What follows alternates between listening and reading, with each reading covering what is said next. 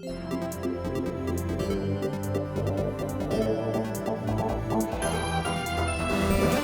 internet is a place we like to go, and we sit on it and talk to other people all the time. Sometimes they're mean and sometimes they're nice. You never know what you're gonna get on the internet. Yeah. Yeah. Ship it.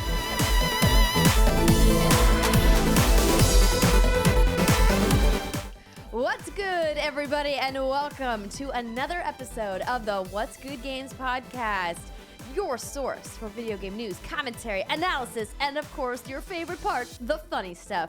I'm Andrea Renee, joined by somebody murmuring during my opening. Who was it? Was it Brittany Brombacher? I got to play Resident Evil. Are you just gonna do that, Laura, until you get to talk about it? Yeah, I'm just gonna be like bubbling up until the third segment. It's fine. You're gonna be talking about some news piece. You're gonna be like, but I got to play Resident Evil. Exactly. Yes. We'll get to that in just a moment. Christine Steimer is also here. Oh, hello. Hi. Hello. So let's just go ahead and address the elephant in the room. So Brittany, of course, is overflowing with excitement about the Resident Evil 2 remake. Of course, if you're listening to this podcast on release day, of course, Friday, January 25th, you know that the game is finally out and you can try it for yourselves, because I know that Brittany is going to have copious amounts to say about it. It won't be appearing in the hands-on segment as it normally would. Instead, we are dedicating the entire third segment to talk about Resident Evil 2. That's all I've ever wanted in life. Your own dedicated I'm gonna have to segment. make some popcorn before so that I can sit and chill while she talks. I don't know how many words I'm actually gonna say. I might just grunt a lot, but either way, I'll get my point across. I appreciate a good grunt. Thanks, Steimer. We expect lots of grunting, but also lots of discussion, because I also played, and it was my very first time playing Resident Evil 2, so it'll be interesting to ask you some questions and kind of discuss it from a newcomer's perspective like mine, and of course a seasoned veteran as you are, Miss Brittany. But it's going to be a little bit before we get to that, because we have lots of other games that we have been playing. Mostly I've been going to a ton of preview events because there's a lot happening in the next couple of months in the world of video game releases, which is very exciting, of course. But we do have a little bit of housekeeping. I want to remind you guys, if you are part of our Patreon community, first off, thank you so much. We rely on you guys to keep the production of What's Good Games going, and we love and appreciate all of the support you give us. We hope you're taking advantage of your benefits. We see that many of you are not, and we would like to encourage you to go to patreon.com/whatsgoodgames, check out the secret segment, check out the Patreon exclusive videos, the vlogs that we're doing, Brittany's fanfic, I believe the first episode is up now. It was a clusterfuck, but I did make the video about it. The cluster... What happened? You lost steam in your explanation there. I'm just going to have some whiskey. She's just going to have some whiskey. Is this what we can expect during the Resident Evil hands-on, or you're just like, I'm just going to have some whiskey? Grunt and sip some whiskey. Grunt and sip some whiskey. Yeah. Yes. That makes sense. I'll translate for you. Yeah. Hopefully you'll do more than just grunt, but in case you missed it, there's lots of great rewards that you guys can take advantage of, and we really hope that you do. We are eyeing February 23rd as our happy hour Q&A and our after hours live stream for the month of February, because both Brittany and I have some extensive travel coming up. Myself in particular, I'm going to be out of the country and then going straight to the DICE Summit, of course, the Academy of Interactive Arts and Sciences, where I'll be leading a roundtable. If you're interested in finding out about all of the other roundtable leaders, because they announced the final batch of them this week, interactive.org is the website. And there's lots of really amazing industry leaders, and somehow I wormed my way in there. So it'll be really fun. I'm excited about it, but it does mean that we're going to be getting some awesome guest stars on the show. Miss Alana Pierce is returning to the show next week, which is exciting. We also, what else was I going to say? Just the words just lost in my brain. Just went That's right fine. out. It happens. I think I was going to mention the PSA that you have listed here in the intro about your favorite platform. We know that you guys listen to the podcast on many different platforms. If there is a platform that you're like, hey, why isn't What's Good Games available? Why don't you reach out to us at contact@whatsgoodgames.com, and we'll do our best to make sure that we can distribute it there, because we want to make sure that listening and subscribing to the podcast is as easy and convenient for you as possible. Ooh, that's good. Yeah, you had like a nice like buttery element to your voice there. Oh, thank you. Well, I'm coming off of 5 days of a head cold. So I'm at maximum Sudafed in my bloodstream. I'm at the point now where I think I can start weaning myself off of it to avoid that Sudafed rebound, which tends to happen to me. But yeah, I'm feeling a little bit better, but my voice is a little weird, a little wonky. But, I like it. Oh, thanks. Yeah. It's got a sultry kind of tone to it. Oh God, girl, Baby girl. you better stop that. I definitely I'm gonna jump can't- through the screen. I definitely can't keep that up the whole show. It won't happen. We're about to jump into some news, but before we do, I want to say a big thank you and shout out to MeUndies and Smile Direct Club for sponsoring this week's episode of What's Good Games. MeUndies, of course, is some of the softest, if not the softest underwear you're ever going to put on your booty. And Valentine's Day is just around the corner. And rather than spending all of that money going out to fancy restaurants, why not just hang out in your underwear all night, courtesy of MeUndies? So MeUndies, of course, uses that coveted micromodal fabric, which is 3 times softer than cotton. This fabric genuinely feels like actual heaven on your skin. And I can say that as somebody who is wearing MeUndies at this very moment. Yeah. You could also get a style that is perfectly suited for you. Men, women, each of them can choose from 4 different cuts, all of which are available from classic colors to adventurous prints. And speaking of prints, this V-Day season, MeUndies will be releasing a new print every Tuesday. That means you and your loved ones can chill in matching prints for Valentine's Day and play the game of how long can we keep these on? Ooh, saucy. I know, I like it. But why stop at undies? This year, MeUndies is taking it one step further and launching their Valentine's Day prints in lounge pants and onesies as well.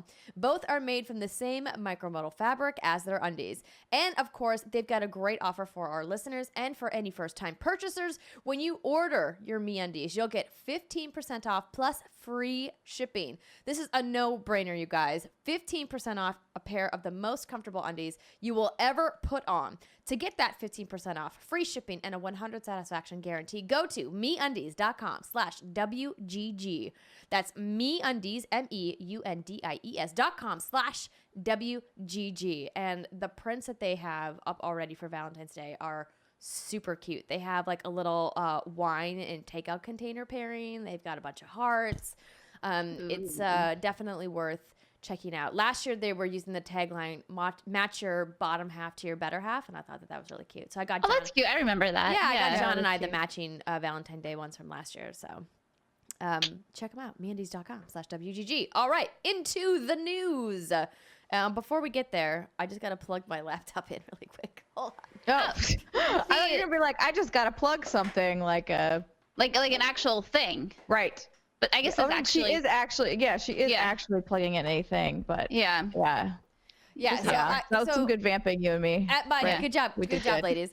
At my command station here in the What's Good Game studio, I have the other screens full of things, so I can't pull the show notes up on them. So I have to bring my laptop out here. It looks pretty crazy. All right, first story. Super Smash Bros. Ultimate breaks records with December U.S. sales. Call of Duty and Red Dead Redemption still hold strong in the latest NPD report. So this long write-up comes from Inra Khan over at Game Informer, and we've got quite a few stats and details to throw your way. So I'm going to try to truncate this as quickly as I can. So Super Smash Bros. Ultimate is by far the biggest seller of the month of December, topping the chart. The Switch exclusive debuted as the highest-selling exclusive, a game only released on one console in NPD history. This list includes every Halo, Pokemon, PlayStation 2 Grand Theft Auto games, and even the most recent Spider-Man. Fucking crazy. While it's hard to say whether the Nintendo fighting game will continue selling for the foreseeable future, the first month sales trajectory will likely make it the best-selling game in the series, which is already the best-selling fighting game series on the market. Between the physical sales and unusual percentage of digital sales, which are not reported by the NPD, it's likely Smash Bros. Sold somewhere north of 4 million units in the US in December. In other Nintendo software news, Mario Kart 8 Deluxe, NPD groups the Switch and the Wii U games together, just as a side note, has now achieved the record for the second best-selling racing game of all time. It is the second place to Mario Kart Wii.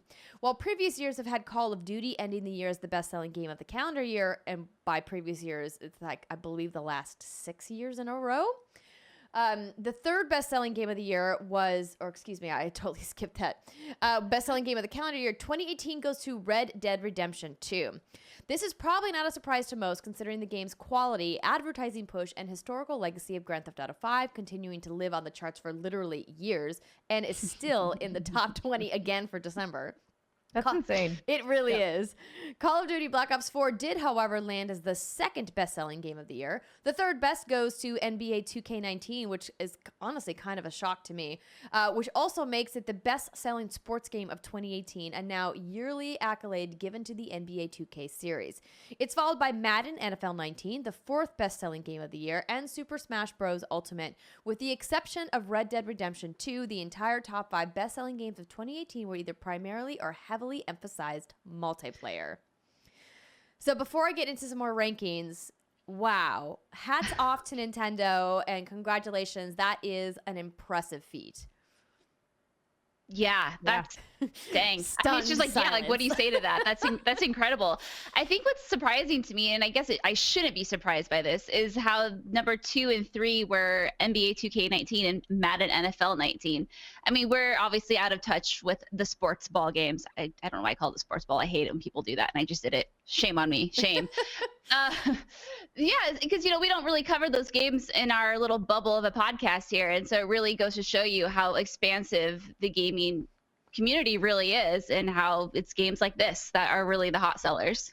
Yeah, it reminds us that even though we as video game pundits have a very unique perspective on the video game landscape, there are millions of gamers out there who never listen to a video game podcast, who never watch YouTube, who never listen, to Twitch streamers or watch Twitch streamers or any of that, right? There are tons of gamers out there who just enjoy playing 1 or 2 games a year, and that's their game, whether it be Call of Duty or Fortnite or Madden or FIFA, right? So the interesting part to me is how both of those series knocked FIFA down. Now, I believe these numbers are just United States numbers because FIFA clearly has a much bigger dominance in Europe and other territories. But needless to say, I think it's worth noting that NBA 2K19 coming in as high as they did is a testament to the work that 2K did to kind of overhaul the controversies surrounding that game in 2018. And clearly their community responded in kind by buying a lot of copies of that game. So the top 20 rankings for December, I'm not going to go through all of them.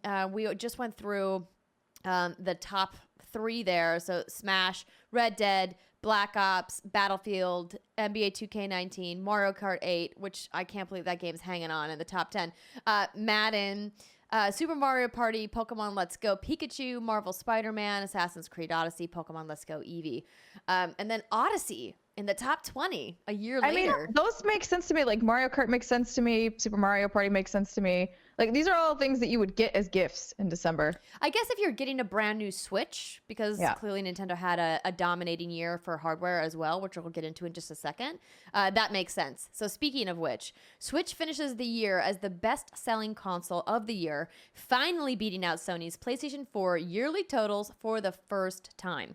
Though this is also the first year that both systems had full years on the market together, Switch also set a record for the highest dollar amount in December sales for any console since the Wii in 2009, though the Switch also costs slightly more than the Wii, but less than other contemporary platforms.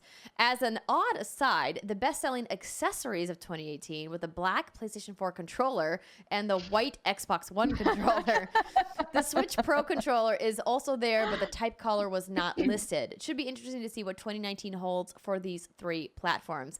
With a number of heavy hitters already at the door, all three platform holders have yet to really reveal their hands for this year, which is true. We kind of don't have any insight as to really. I mean, Xbox is kind of leading the way with exclusives for release dates.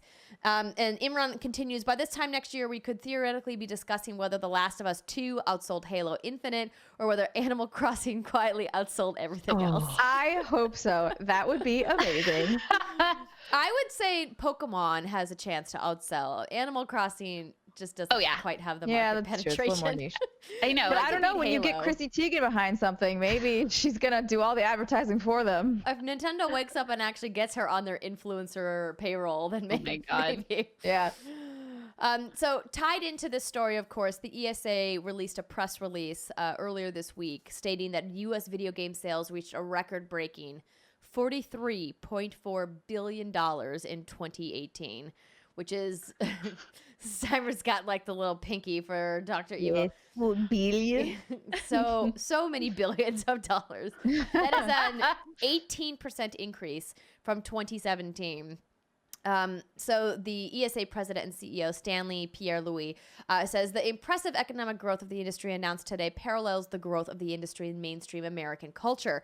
Across the nation, we count people of all backgrounds and stages of life among our most passionate video game players and fans. Interactive entertainment stands today as the most influential form of entertainment in America. 2018 was another record-setting year for the U.S. video game industry as consumer spending jumped 18% overall. Whether it was playing on the go on a mobile device or at home on a PC or on console, consumers of all ages and interests found compelling content that delighted in 2008, added Matt Piscatella, who I had the pleasure of speaking with on Games Daily earlier this week. So he gave me a little bit of context because I kind of wanted to have him put into perspective some of these numbers because I was having a hard time believing not the sheer amount of Switches that were sold. Obviously, that number has been talked about quite extensively. We talked about it in December, and Nintendo is clearly having a moment right now.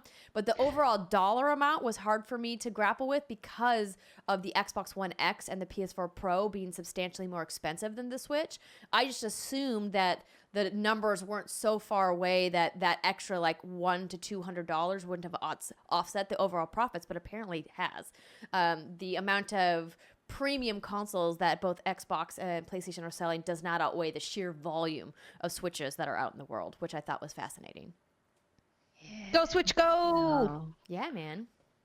Just release make more us games. more Joy-Cons. Also lower the price of the Joy-Cons. They're too expensive. Thank you. Goodbye. Seriously. That's honestly probably where Nintendo is raking in the money. Those super expensive Kids are dropping Joy-Cons. it in the couch cushions. People are like, I gotta spend $60 on another Joy-Con. Aren't they That's 80? a game. Aren't they $79.99? Are they? God. I thought they were 60. It was like. Please look. I do remember the last time I picked them up, I was like, this is dumb. I'm mad about this. $72.99. Normally $79.99. Yes. Woof. Jeez, see? That's no wonder they're making money on hardware. What the fuck is that? I'm sorry. It's okay. We've talked about this at length. This just makes me happy. It's just all these happy things happening in the industry. This industry is on a rocket. It is going up into the air, into space, and it is going to keep going, and it is good. And it makes me happy. Industry skyrocket. We love you so much. Well, whatever an industry is skyrocketing like this, of course, I think it makes people worry about, will it crash at some point? Is there a bubble to be burst? And I don't think that that's a major concern at this moment, mostly because the market penetration for video games is so widespread now that more people than ever are considering themselves gamers. Whereas I remember when I first started playing when I was a kid back in the 80s and early 90s that the term gamer was reserved for a very exclusive small community. And I'm so glad to see diversification happening around the world and people being more comfortable becoming part of this culture. I think we talk about that a lot on this show and how it's so good to finally feel like the inclusivity is happening. And I think inclusivity clearly means more people are buying, and more people are buying means more people get to make games. It'd be interesting to see the breakdown between mobile, console platforms, digital sales, and how much each one of those things individually went up. That would be kind of interesting to watch. So I do believe that those numbers exist. The report that they put out is quite extensive, and Matt Piscatella on Twitter has tons of stats in his feed if you guys want to check out some of the nitty-gritty data around it. We did cover a story on Games Daily last week about the mobile gaming market specifically and how much money it made, which was really wild because I feel like I've been saying for years that mobile gaming is huge and everyone's like, mobile gaming sucks. And I'm like, listen, you can like... Who are those chuckle fucks? I'm like, you can hate mobile gaming all you want, but like, it's like worth billions and billions of dollars. And it's the biggest market share of any platform. I did find it interesting when we were talking to Matt that he mentioned about digital sales, because something notable about the Smash story was that these impressive sales records don't even include the digital sales of Smash. It's just the retail sales, which is indicative of two things. One, retail is strong, and Matt had said that retail has remained flat. There was a slight dip in this last year, but that overall people that traditionally buy games from a store are continuing to buy games at those same stores. And so I think that's good news for brick and mortar retailers. But gamers are creatures of habit. Exactly. And that when it comes to digital sales, that they are increasing year over year. But the reason why the numbers look so big is because NPD tracks digital sales for all platforms, and mobile is exclusively digital, and it's the biggest platform. And PC is over 90% digital, which is the second biggest platform. And then you've got the consoles coming in with the retail sales. And so when you look at overall digital trends, it's important to remember that very specific platforms tend to spend digital and others do not. Yep. I'd be curious to know what year they started including mobile gaming into these stats. I would guess in like the mid 2000s to the late 2000s, whenever smartphones really came onto the scene, because that's when mobile games were. Really, like you think about iPad being the breakthrough for mobile gaming, and then of course more people playing on their phones once the smartphone became more accessible from a cost perspective to people. So that was like 2010, 2009. Yeah. Because obviously mobile gaming is gaming. I would be curious to know if he took away that purely digital chunk of whatever, how much the industry really has grown in terms of just consoles, right? But either way, like that's great. Go industry.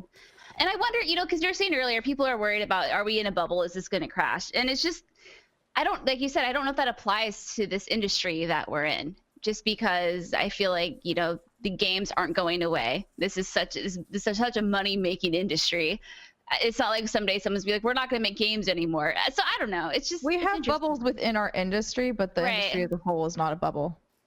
Yeah, that's true. Well, I thought it was interesting listening to Matt talk about how Fortnite, the juggernaut phenomenon of 2018, kind of really emphasize the idea of a rising tide lifts all boats, and that the spend on Fortnite really encouraged the spend in a lot of other games for people, and that it's going to be interesting to watch the industry and how they're going to continue to innovate and find that next lightning in a bottle, if that will be even possible, because Fortnite's final numbers for the year were an estimated $2.4 billion haul as the number one free-to-play game on the market. Which was really fascinating how much money they made when they just made the game for free. I think it's a testament to the economies of free-to-play games, even though some of them can be quite gross. I think Fortnite remains a poster child for how to do free-to-play right. And I hope that more developers look at that model and go, hey, what can we do for our community if we make the base game available to everybody and then allow people to spend what they want on cosmetics without, the grossness of RNG loot boxes? So I hope that more developers look at that and go, let's put, cosmetics in a way that makes sense for us. But, we'll only be able to wait and see what happens. I think we know exactly what's going to happen. Microtransactions are going to happen in games that shouldn't have them, and everyone's going to get mad about it. And then we'll have the same conversation. They have been. You don't have the same conversation that we have every time something like this goes wrong. Like, what are you thinking? Why are you continuing to do this? Have you not been paying attention for the past 2 years? People don't like this, but it's fine. Is this a But they Muppet do. scolding these companies? Yes. Great. The companies have become Muppets. Ooh, let's If you have shitty RNGs as loot boxes in your games, you are a Muppet.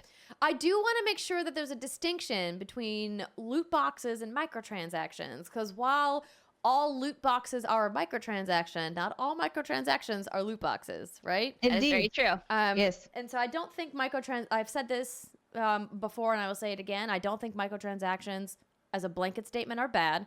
I do think loot boxes as a blanket statement are bad. Just get rid of them. Like, But they make so much money, Andrea. I Don't have know to they're get never rid gonna of go them. away. I realize that, and I'm guilty for buying them. I buy loot boxes. I'm a bad See? person. You're But- part of the problem. I know, but We thank you for buying our loot boxes. I don't mind them as much in a free to play game. But like when they're in like a $60 game, and Yeah, that's you're when gonna it put feels RNG bad, loot man. boxes in that, like Overwatch. Come on, get rid Yeah. of it. All right, Good old loot boxes. next story. Brittany, this one's for you. Thanks. Resident Evil 2 add-on content will star 3 new survivors. Survivors? That's the word. Survivors. Michael I'm a survivor. McWhirter. I'm not gonna give up. I will kill zombies. Oh, well, you took that a whole nother Oh. direction. That's fine. Okay, I wonder if we're gonna get a copyright strike for that. Oh my god. I'm still irritated about that. So if you guys missed my tweet, in one of our recent episodes, Brittany and Steimer and myself were all like really terribly singing. Apparently not. What were we singing? We were singing I don't know. I don't even remember anymore. The Final Countdown. Oh, That's what it was. yes. And we got a copyright notice from the company who owns the copyright for the Final Countdown. And I was like, are you serious? We sang it for like 13 seconds in a really And not terrible well. way. And I looked up the rules around that because I was going to fight the copyright claim, because we get some pretty bogus copyright claims on our channel. And I've fought a couple of them and gotten them successfully taken down. But this one I looked up and I was like, according to the way the rule is, even if a baby is singing it in a high chair, that's the example they use, they're like, you still have to have permission to use the license That's for the hilarious. song. And I'm like, that's so dumb though. Come on, baby. So now sign we- this contract. Yeah, so now we have to share revenue with them because we sang a couple bars of it. Whatever. It's not like we make that much money off of ad revenue. Here's on $12. I YouTube. hope you feel good about yourself. Oh, God. Anyways, that went to a weird tangent. Back to happens. Resident Evil 2. Yes, so this write-up is on Polygon. Capcom is working on a new game mode for Resident Evil 2 remake that offers 3 additional perspectives on the zombie infestation of Raccoon City. That mode, the Ghost Survivors, will be released as a free update to the game, Capcom announced at the launch event in Japan. The Ghost Survivors will be a side story that focuses on 3 survivors: Robert Kendo, the firearms dealer who owns Raccoon City's Kendo Gunshot, an unnamed member of the Umbrella Security Service, and Raccoon City Mayor Michael Warren's daughter, who meets a tragic fate at the hands of the city's police chief. According to a translation from the event on Siliconera, the Ghost Survivors will include randomized scenarios, an enemy unique to the game mode, and a shop where players can purchase items with points they earn in-game. They've reached out to Capcom for more details. In addition to the Ghost Survivors, they have some more free content planned. Low polygon character model costumes for both Leon Kennedy and Claire Redfield, known as 98 Leon and 98 Claire, will be released for the game for free in March. Is a unique enemy a giant piece of tofu, Brittany? No. So, do you want to hear the story on tofu? Yeah. No, you already told. Wait, didn't you tell us we the talked story about on tofu last week. Did we talk about tofu? Yeah, we did. How We he did. was- okay. Anyway, then I don't want to talk about That's why I was making the joke about tofu. So, But well, no, now so he's an tofu was enemy. originally developed as a collision detection little character model, and then they just inserted him into the game. That's why he's there, and he now turns can colors. be his own Yeah. enemy. Okay, so the reason this is really exciting, first of all, is the Ghost Survivors mode, is because those 3 characters, Kendo, the unnamed USS guy, that's what Hunk is a part of. Hunk is a character that Umbrella Security Service, he was sent to retrieve the G virus. Obviously, this is a new member of that unit. And the mayor's daughter, Michael Warren, that's all exciting because those are characters that have played a part in Resident Evil 2, but we don't know a lot about them. In fact, the mayor's daughter doesn't even have a name. She's been given multiple names throughout the franchise. So I think we might actually get a legitimate name for her now. And Kendo is just a fan favorite. And so it's going to be exciting to be able to step in the shoes as these characters. I'm more excited for that rather than the game mode itself. The game mode sounds fine, but I just want to learn more about these characters. And I think that's really, really cool. And the polygon characters too. It's just, they're doing everything right. Capcom is just doing this right. It's all free. What more do you want out of life? That's really nice that they're adding it as a free update. It certainly is an incentive for people to purchase the game on launch day, which is today. Yeah. Buy it. Do it. I'm gonna save any other commentary because we're gonna talk at length about Resident Evil in the third segment, as I mentioned earlier. But just wanted to give that little news. So if you guys are excited about Resident Evil, there's some free content coming. Next up, it's not looking good for the Overkill's The Walking Dead. Excuse me. Oh, wow. It's not looking good for Overkill's The Walking Dead on console. So, Eurogamer reports that Payday maker Starbreeze has postponed the release of Overkill's The Walking Dead on console as the company battles for survival. A short note on the Starbreeze corporate website announced the game would not hit its original February 2019 launch on PlayStation 4 and Xbox One. Quote, Starbreeze has decided to postpone the release date from its original February 2019 date. Further information regarding the future release will be announced at a later date, reads the statement. This perhaps comes as a little surprise given the current difficulties surrounding Starbreeze. The game company recently underwent a reconstruction and it's seeking to sell off various parts of its business it considers to be non-core, such as its failed virtual reality initiatives. The console port of Overkill's The Walking Dead was handled by Cheshire, an England-based outsourcing company, D3T, and it was set to be published by 505 Games. Starbreeze reconstruction means it can cease making payments to contractors for the time being, and it had already announced it wouldn't get a $10 million license fee from 505 for the console version of The Walking Dead until after the current financial quarter. Late last year, the disastrous launch of Overkill's The Walking Dead on PC saw Starbreeze announce a cost-cutting drive. CEO Bo Anderson was fired by Starbreeze's board of directors as the company announced a reconstruction. Then, Swedish authorities raided the company's Stockholm office, making 2 arrests as part of an investigation into insider trading. Anderson was later cleared by the Swedish authorities. Starbreeze is reportedly £34 million in debt, with creditors including the Nordea Bank AB and Smilegate, the South Korean video game company that had invested in Starbreeze to make a co-op Crossfire game. It's still down to publish games from independent developers such as Psychonauts 2 and System Shock 3, however. What? This sucks. How do you have no money and still publish games? I have no idea.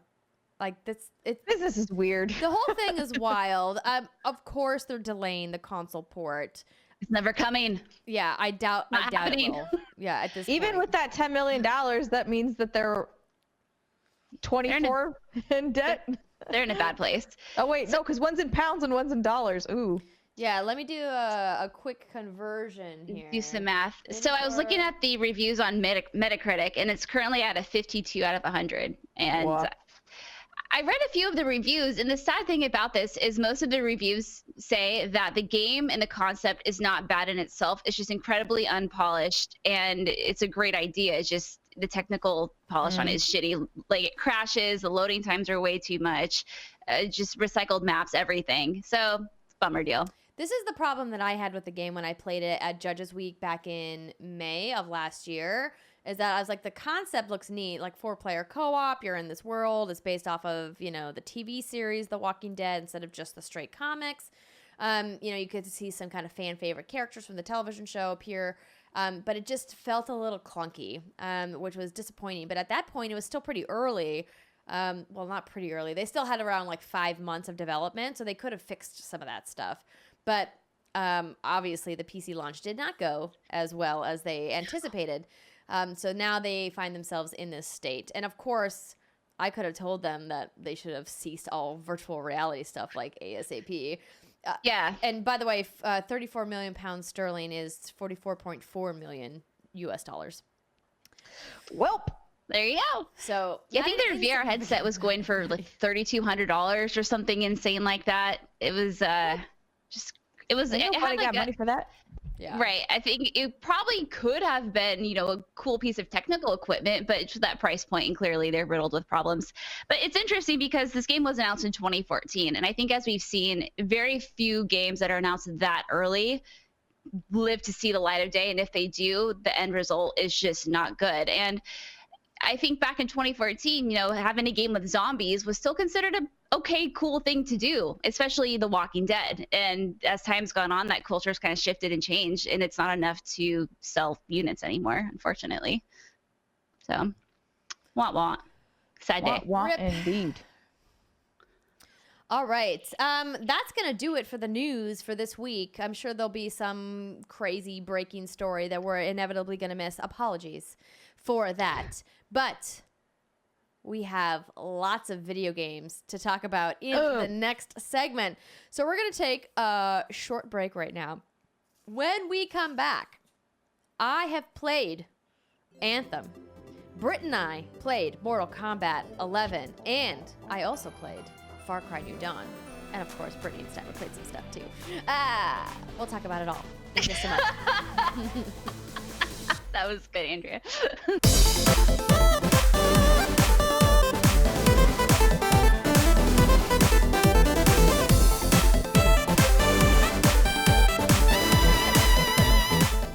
Welcome back, everybody. It's the second segment of the What's Good Games podcast. And this week, our hands-on impressions are brought to you by Smile Direct Club. Are you a smile hider? Do you hide your teeth in group pics or just not smile when meeting someone because you don't like how your teeth look? Thank you for the pantomiming, Steimer. I appreciate that. Let's get something straight. Your teeth. The ones you cover when you laugh or hide or whenever someone breaks out a camera. With Smile Direct Club, you can straighten your teeth with invisible aligners sent directly to you. For only $80 a month, you can have a smile you'll love and a lifetime of confidence. No braces, no monthly office visits, no paying a fortune. Smile Direct Club invisible aligners work gently and discreetly to gradually guide your teeth into alignment. And one of their 200 plus duly licensed doctors oversee your plan every step of the way. Go to SmileDirectClub.com to see real before and after photos of more than 350,000 satisfied grins. That is over 250,000 sets of teeth. Order a free impression kit with a rebate or schedule a free 3D scan at one of their Smile shops. Plus, Smile Direct Club has an exclusive offer just for listeners of What's Good Games. Get $150 off of your invisible aligners at SmileDirectClub.com/podcast. You need to use the offer code What's Good. If you're listening, this offer is just for you guys, $150 off at SmileDirectClub.com/podcast and use that code What's Good to make sure you get that $150 discount. Again, one more time, SmileDirectClub.com/podcast. Offer What's Good. Stop hiding your smile by getting started with Smile Direct Club today. All right, so as I mentioned right before the break, I've been playing a lot of stuff, but before we get to that, I'm reading Brittany's note in the show notes, and it literally just says a little thing called Resident Evil 2 that I have not been excited for at all. Holy shit, it's actually a thing I've played. This is real life. Whoa. But we're not going to talk about that. We're going to save that for the third segment. Brittany. The anticipation is bubbling inside of me. I just want you to get on the very edge of your seat by the time we get there. Steimer, you finally finished Gris. That's exciting. Yes. Yeah. So, I mean, it's not really, I was mostly done, but I had a little more. I had a little more to top off a finish. And you did. You topped it off. I did it. That's actually, okay, this is going to sound really pathetic, and everyone's going to judge me, and you can, and that's fine. I think that's the first game I've finished on my Switch. Wait, really? Yeah. I've played a bunch of shit, but I haven't finished any of them. Congratulations. Because you didn't finish Celeste, right? No, I didn't finish Celeste. I didn't finish Mario Cross Rabbids. I didn't finish Mario Odyssey. I didn't finish fucking anything. Zelda still sitting there, but I did finish Gris. Well, I am very proud of you, Steimer, and I hope this just is the first game of many that you continue to play and finish on your Nintendo Switch. I also like that? hope. Yeah, baby girl. I'm glad you pinched that one off. Oh no! Why? Why? You know I hate that. Ew. I know you hate. Now we're all thinking about poop. Why? it happens. Brittany, why? Yeah, I Me know too. everybody poops, but so you have no desire to go back and finish Octopath Traveler? No. She's like, hard pass. That's gonna be a no thank you from me. You should play The Dark Side Detective. It's Okay. a game I've been trying to get you to play for a hot minute. That's true. You have been trying to Yeah. get me to play Wait, that so for what quite is this some time. game? It's an old school adventure game. It's not actually old school. It's relatively new, but it's an It's adventure a game. new school adventure game. New school, like point and clicky. Like, yeah. Yeah. It's really cute though. I really liked it. Was Made it me laugh. long?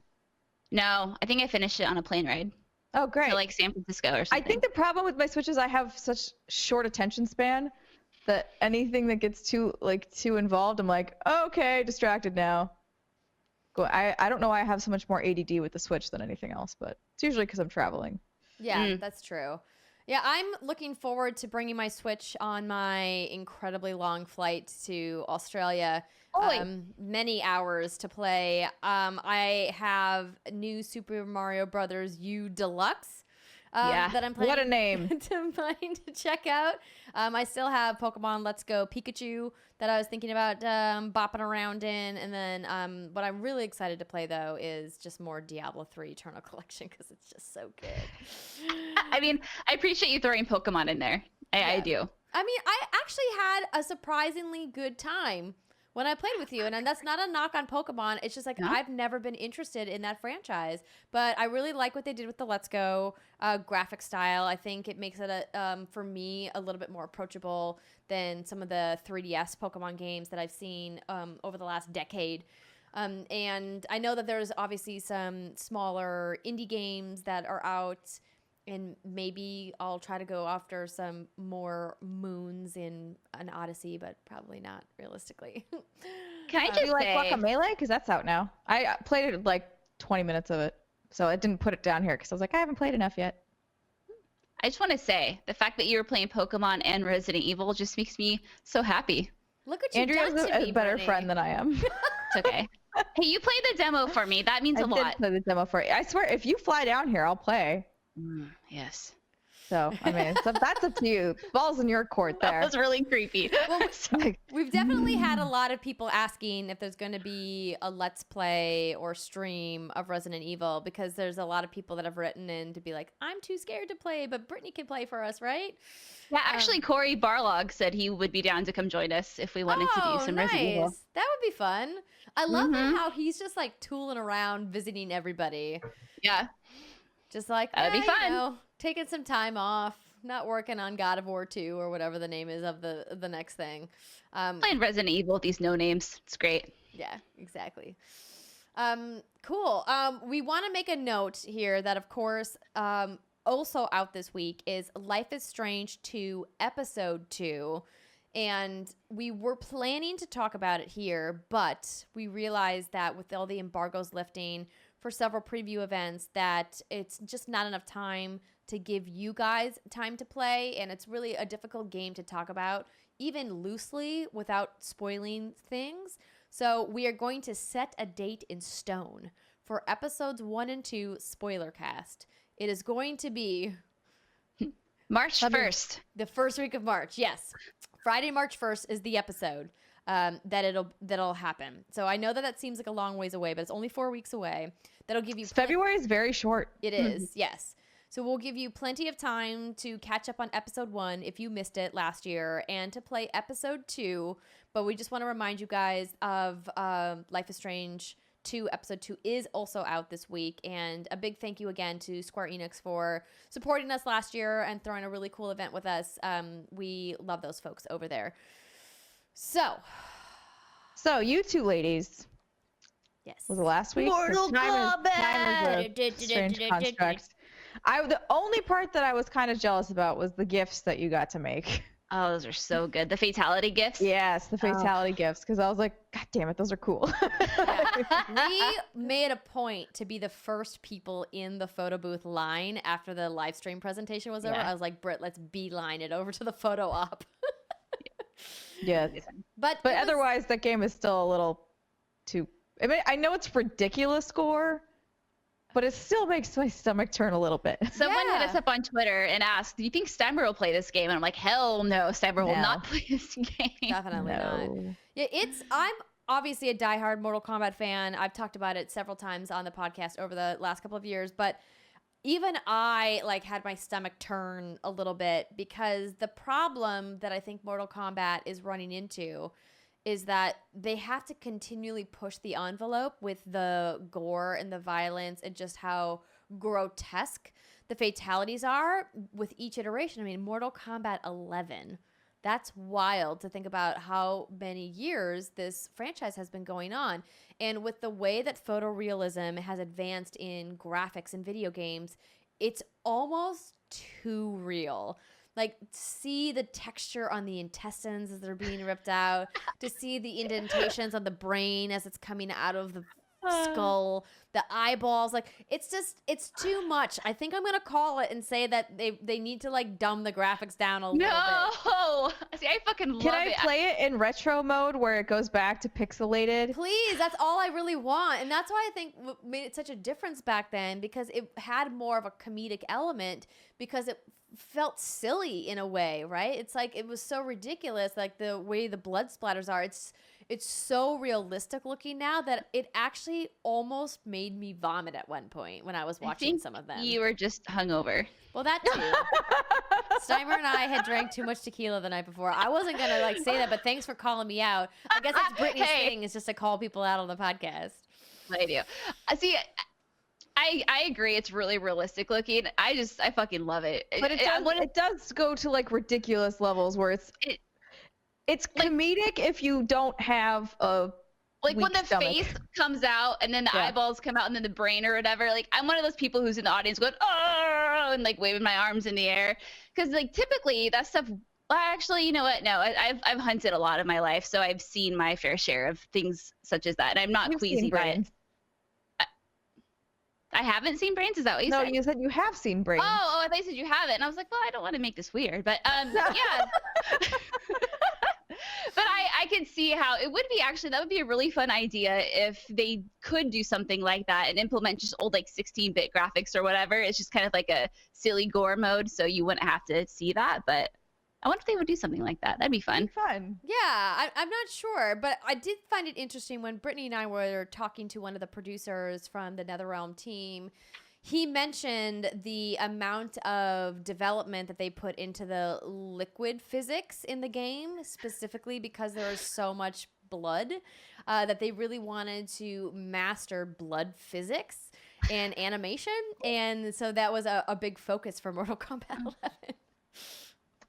Stickly's out. Yeah. What's Stickly got? Where are they sourcing their blood references from? Don't know. To build this engine.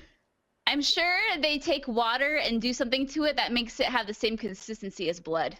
The same viscosity. Yeah, there we go. It's like the Hollywood shit, right? Maybe they do like blood donations from staff members, and then they have like a nurse come in to pull the blood, and then instead of donating it, they just like splatter it everywhere and study it. Maybe they have a shed full of QA testers, and that's actually their primary job. You sign up just to give blood to study blood physics.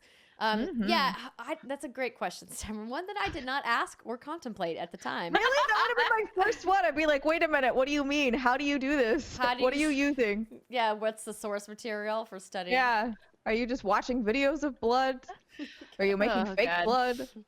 Probably both, I would say. Column A, column B. So, let's talk about our hands-on time. So we got about 45 minutes to play the game.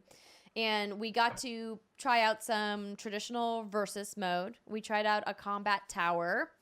And we also got to take a look at the brand new customization system. So the gear customization is clearly influenced from Injustice 2. And they brought a lot of those mechanics into MK11. And I think there's going to be some people who are really excited about this and some people who are like, I don't know how I feel. The cosmetic stuff I really like. I think it's cool, and I think it's even cooler that you get to pick individual pieces the way a set of gauntlets looks, the way a specific weapon looks, for example. And then in the custom animations for the fatal blow moves, that customization is reflected in all of those animations as well, which I think is a really nice touch. Brittany, what did you think about the customization options? I mean, I thought that was awesome too. It's a nice touch, like you said. Other than that, I don't know how much I truly care about these things, because I'm honestly just kind of in it to do the story mode on the easiest mode possible and just kind of nail some of those easy combos and see all the fatalities and hope for the best. But the options looked varied. Looks like you could do some really cool stuff with it. So if that's your cup of afternoon tea, then there you go. Well, they are bringing the variations back, which were very popular from the previous Mortal Kombat, and they're expanding on it by adding cosmetic customizations. But the real difference is the gems that enhance the different pieces of gear. And this is the part that I had a lot of questions about and got next to zero answers on, which was incredibly frustrating that I kept asking him question after question. He kept being like, we're not talking about that yet. So if you guys haven't seen any of the gameplay streams or the footage that went up from last week's event, each piece of gear has 3 slots, and each character so far from what we've seen will have 3 pieces of gear. So we're talking about 9 gem slots across an individual character variation, mind you. And each character, I believe, has 3 variations. So that will be, as you can imagine, many different kinds of gems. So each of these gems has a different stat bonus. It ranges all over the map from health buffs to damage boosts to specific percentage hit points on special moves, etc., etc. You'll collect gems and gear as rewards for completing matches and completing towers. The drop rates of which they were very vague about. They were like, we're not really talking about how many gems and how many pieces of gear you're going to get as drops. I was like, okay. Another thing that I asked about that I noticed was that there's a cost associated with slotting gems and gear. And part of that cost clearly looks like an in-game economy that you earn just by playing the game. And then another one clearly looks like a microtransaction. Excuse me. I also asked about the crypt returning, which was rife with microtransactions from last year, or excuse me, not last year, last game, MKX. And I really just did not enjoy what they did with the crypt at all. And they did not give me an answer on that. I'm not talking about that yet, he said. They weren't talking about the microtransaction system in relationship to the gear slotting. I tried to ask, what's the ratio of how this stuff is going to cost? Because the gems are one-time use. And what I mean by that is once you slot them into a piece of gear, you can't remove them or you lose them. So if you slot a new gem in over a gem, you've now lost the gem underneath. And so I was like, well, that is kind of a disappointment. So clearly you're going to be getting a lot of gem drops, right? And he was like, well, we're not talking about the gem drop rates yet. I was like, okay. And I said, well, what about transferring gems? Because I see there's an option to transfer. Like, how much is that going to cost? We're not talking about that yet. I was like, okay, fine. Where do you transfer them to? So like, I guess if you wanted to transfer a gem to a different piece of gear, you could, there's I a cost see. associated with taking the gem out so you don't lose it, right? Because once you slot it in, as I mentioned, it's slotted in. And I said, okay, well, that's fine. You guys are still working out the balancing in the in-game economy. That's fair. The game is still a couple of months away. What about the way that these buffs and boosts are going to work in ranked play? Are you guys talking about that? Because as Brittany mentioned on site, Smash, when it comes to ranked play, you don't get any of those items, right? It's like pretty bare bones. And so we would assume that in another fighting game that it would be similar, but they, of course, we're not discussing that yet at this time. So I got pretty frustrated because I was like, what are you discussing exactly? Right. So they were talking about the roster reveal so far. So we have 8 characters. The most important of which I would say is the brand new Chronica character and the also brand new Gris character, which is part of the overall narrative. And it was so funny because when we were talking about MK11 before, or the way that the story is, they clearly have set this character up to be able to tie up any loose plot holes, because she is like the master of everything and the master of time, and she can move time around. And so we don't, sounds like a pretty sweet gig. Yeah, it does. We don't know how it's going to work, but it's clear that she's trying to fix some of Raiden's fuck ups. Because at the event, we got to see the opening cutscene from the prologue where Raiden beheads Shinnok. And instead of killing him, because you can't kill an Elder God, as Shinnok so adequately says, he's just a head now, like poor Mimir. He's Mimir. He's Mimir. And so Kronika comes in and is clearly going to try to fix something or mess with things. And then Garrus is her lackey who can manipulate time and sand. And he's kind of a cool character. We got to play with him a little bit. He kept putting me in a sinkhole. Oh yeah, I forgot about that. So it was really Yeah. fun playing against. And Britt was like, "Are you sure you don't want to just play against the AI?" And I was, Yeah, I've literally played like 4 or 5 Mortal Kombat matches in my entire life. And my dear friend Andrea is like, "Yeah, let's go. And I'm like, "Oh, I see what this is all about. You just need an ego boost. "Hey, That's all you did need." really well." Thanks. I was literally proud. at one point, I was just pushing all the buttons like randomly, and I was pulling off some pretty sweet combos. Well, they really made the combo system much more approachable in recent Mortal Kombats than it was kind of in the middle there. The combos used to be a lot more combinations of buttons, and so they've really simplified it. But they've, of course, So easy, Brittany could do it. yeah, Yeah. exactly. And they Is have that a compliment? I was playing off of so easy a caveman can do it. Yeah, I figured it. So it's like not really a compliment, but I do love you. It's like a so- backhanded compliment. Yeah, it's okay. Yeah. I accept it. Thanks. They also have a training tutorial. They have a fatality tutorial. They have ways for you to be able to practice all the moves. And then, of course, the towers return, the combat towers. And so I tried one of those out, and boy, oh boy, did they kick my ass. And another interesting part that I noticed in the towers is there's consumables that you can use that give you buffs for the whole tower. And those are truly single use. You use them on the tower one time and they're gone. And so I tried to ask about those too, because I was like, this also smacks of microtransactions. And of course, they were not talking to me about We that will at not this talk time. about how we make the monies. Please, goodbye. Thank you. So- In the tower, you were using a few skills. What were those? So there's a couple different things you can do with the skills in the tower. Obviously, if you guys played Mortal Kombat, you're aware that each of the towers has a different set of parameters. So there will be towers that you go into and you only fight a certain type of warrior, or there'll be a tower where your health is set or capped at a certain place, or your meter is capped at a certain place. So there's a bunch of parameters around each of the towers to make them challenging. And so in order to combat some of that stuff, they give you these consumables, and there's 4 consumable slots. One consumable slot is for the whole tower. So I picked a buff that gave me, so when I was playing as Scarlet, they gave me a blood magic buff where whenever I blocked, I would gain some health back, and it was like a boost that I would carry through all of my battles through the whole tower. And then for each individual match, there are 3 additional consumable slots that are just for that match. So for example, they work like assist trophies essentially, where I called in Baraka as my assist to help me fight the match, and that was a consumable that I used for that one match, and then it was gone.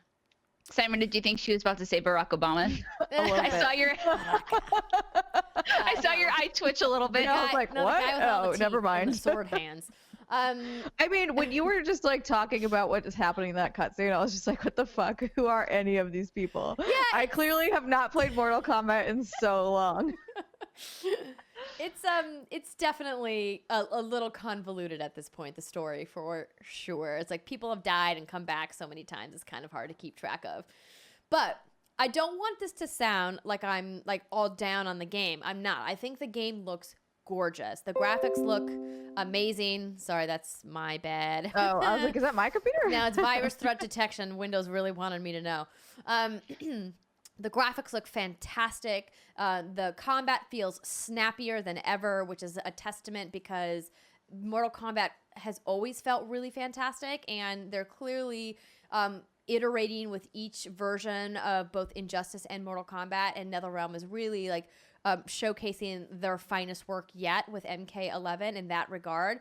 The new Fatal Blow is replacing the traditional X-Ray from MKX, and they have a new Crushing Blow. So when Britt and I were fighting each other, we would trigger these like single punches, which would go into X-Ray moves, which is That was new cool. for this time around. And they also have a advanced parry system that they've introduced, the Flawless Block, which rewards is players. It's kind of like as Ed Boon described it, a very high risk, high reward. So you have to really get in close, and if you parry at the exact perfect time, there'll be an opening for you to make a counter move, which is cool and will obviously be exciting for really skilled fighting game fans of the franchise. But overall, Britt, what did you think of what you saw and what you played? So I'm very new, like I've said, but what I'm looking forward to is just doing the story mode on baby ass baby mode and trying to get acquainted with these characters and just kind of get thrown headfirst into the clusterfuck that is this story. It sounds like it's cuckoo bananas, and I think that's cool. I think part of, I was trying to explain this to you, but I don't know what the right way to do it is. It's almost like it's charming, like it doesn't take it too seriously, but it also kind of takes it seriously. There's something about that that's really attractive to me. I think I don't know. It's just, I like the backdrop. I like the settings. I like how crazy the fatalities are. And I wish that the tutorial area had been available for me to kind of dink around in. But, as someone who's just always been bad at combos, I don't know how good I will do. But hopefully the baby ass baby mode will be good enough for my button mashing skills, because I'm very good at that. But that's about as far as it goes. But it looks great. I mean, I'm excited to hop in and play it. But like the tower stuff, I probably won't do much of that. Yeah. But that's fine. I mean, the tower stuff is really meant to be replayability for people who maybe don't want to be in PvP and they've finished the campaign.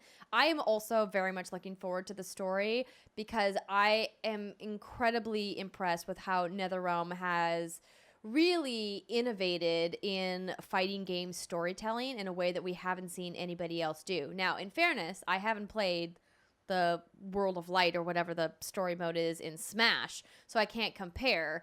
But I really loved what they did with Injustice and Injustice 2 and even MK9 and MK10. So I have to imagine taking all of those lessons learned over the last 5 years and bringing it into MK11. It's gonna be a fun time. Yeah. So. We'll have more on that later on. They are doing their first combat cast on January 11th next week to announce what the community... January 11th or February 11th? January 11th. January 11th. Sorry, January past. 30th. My bad. Okay, I was like, that is... Are we I was like, rewinding January time? is the month I want. The date is not correct. January 30th, where the community believes that they're going to reveal Cabal. They kind of give a little flash of him in the live stream. And then, of course, the game is out in April. Very quick. Very, very soon. Very soon. Soon, TM. So, let me talk quickly about Far Cry New Dawn, and then I'll deep dive into what I got to play of Anthem. Yes, tell me about the thing I don't care about as much so that we can talk about the thing I care about more. Okay, so Far Cry New Dawn. I got to play this at Ubisoft. They invited me down. Thank you so much for inviting me. And I was very pleasantly surprised.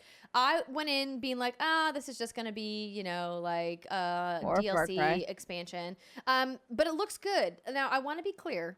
This is definitely a Far Cry 5 standalone expansion.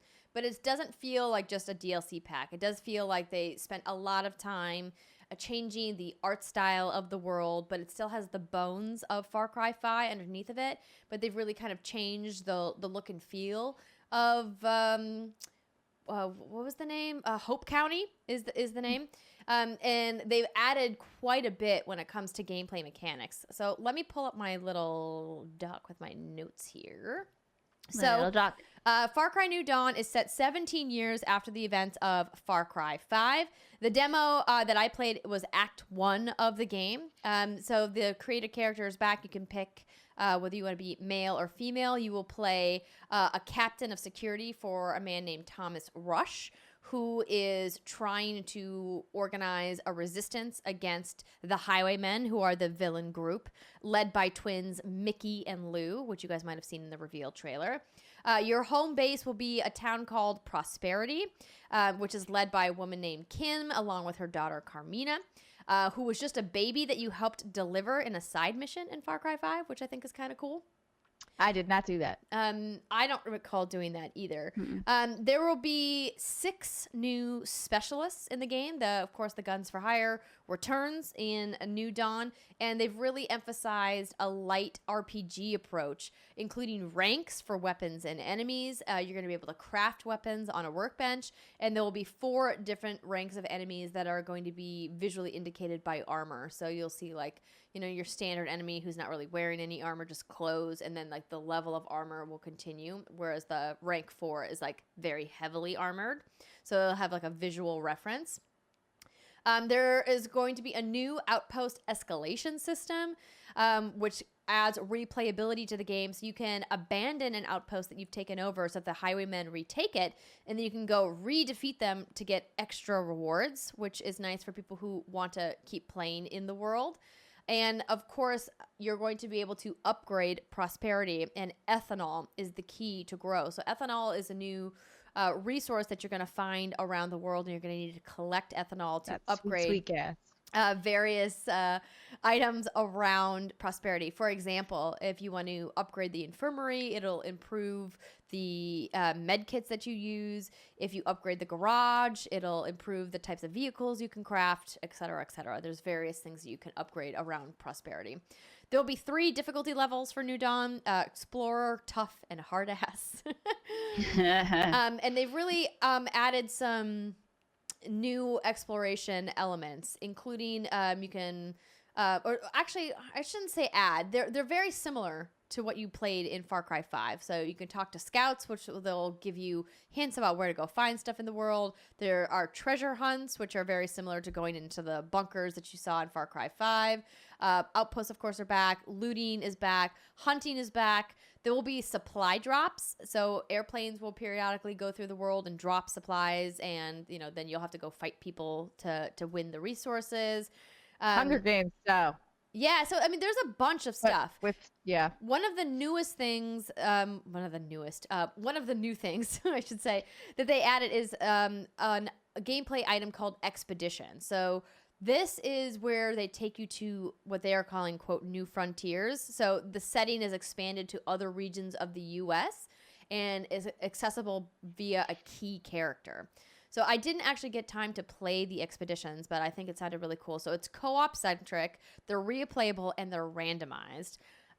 There's somebody at the home base that you talk to go on these expeditions. So essentially they're like one-off missions where you go explore a different part of the U.S., which I thought was really neat.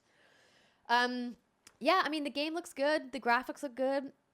Who did you recruit as your friend, and did they shut up after a certain amount of time? Because that was why I always picked the animals. So the first person that I recruited was a doctor named Celine, and I wrote in my notes here, she's the my dude doctor, because she kept saying, yeah, my dude, let's go do this. Yeah, check this out, my dude. And I was like, oh my gosh, you're the best. So I just wrote, she's a doctor of some sort.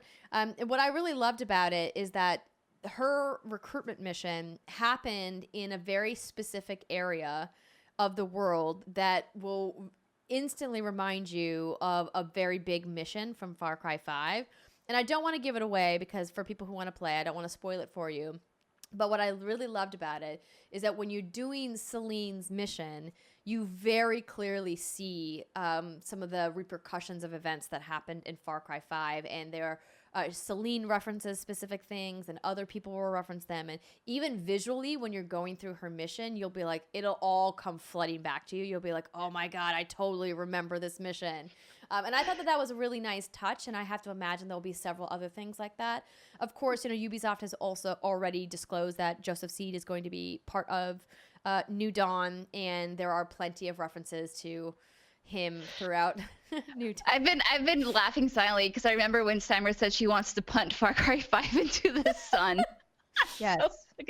So does it feel different when you're playing it? Because I'm actually looking forward to this. Far Cry 5 had its issues, sure, but overall, it was a fun co-op game. So did it feel different when you're playing it? Are you enticed to play it when it comes out? It felt exactly like Far Cry 5. And I mean that in a positive way.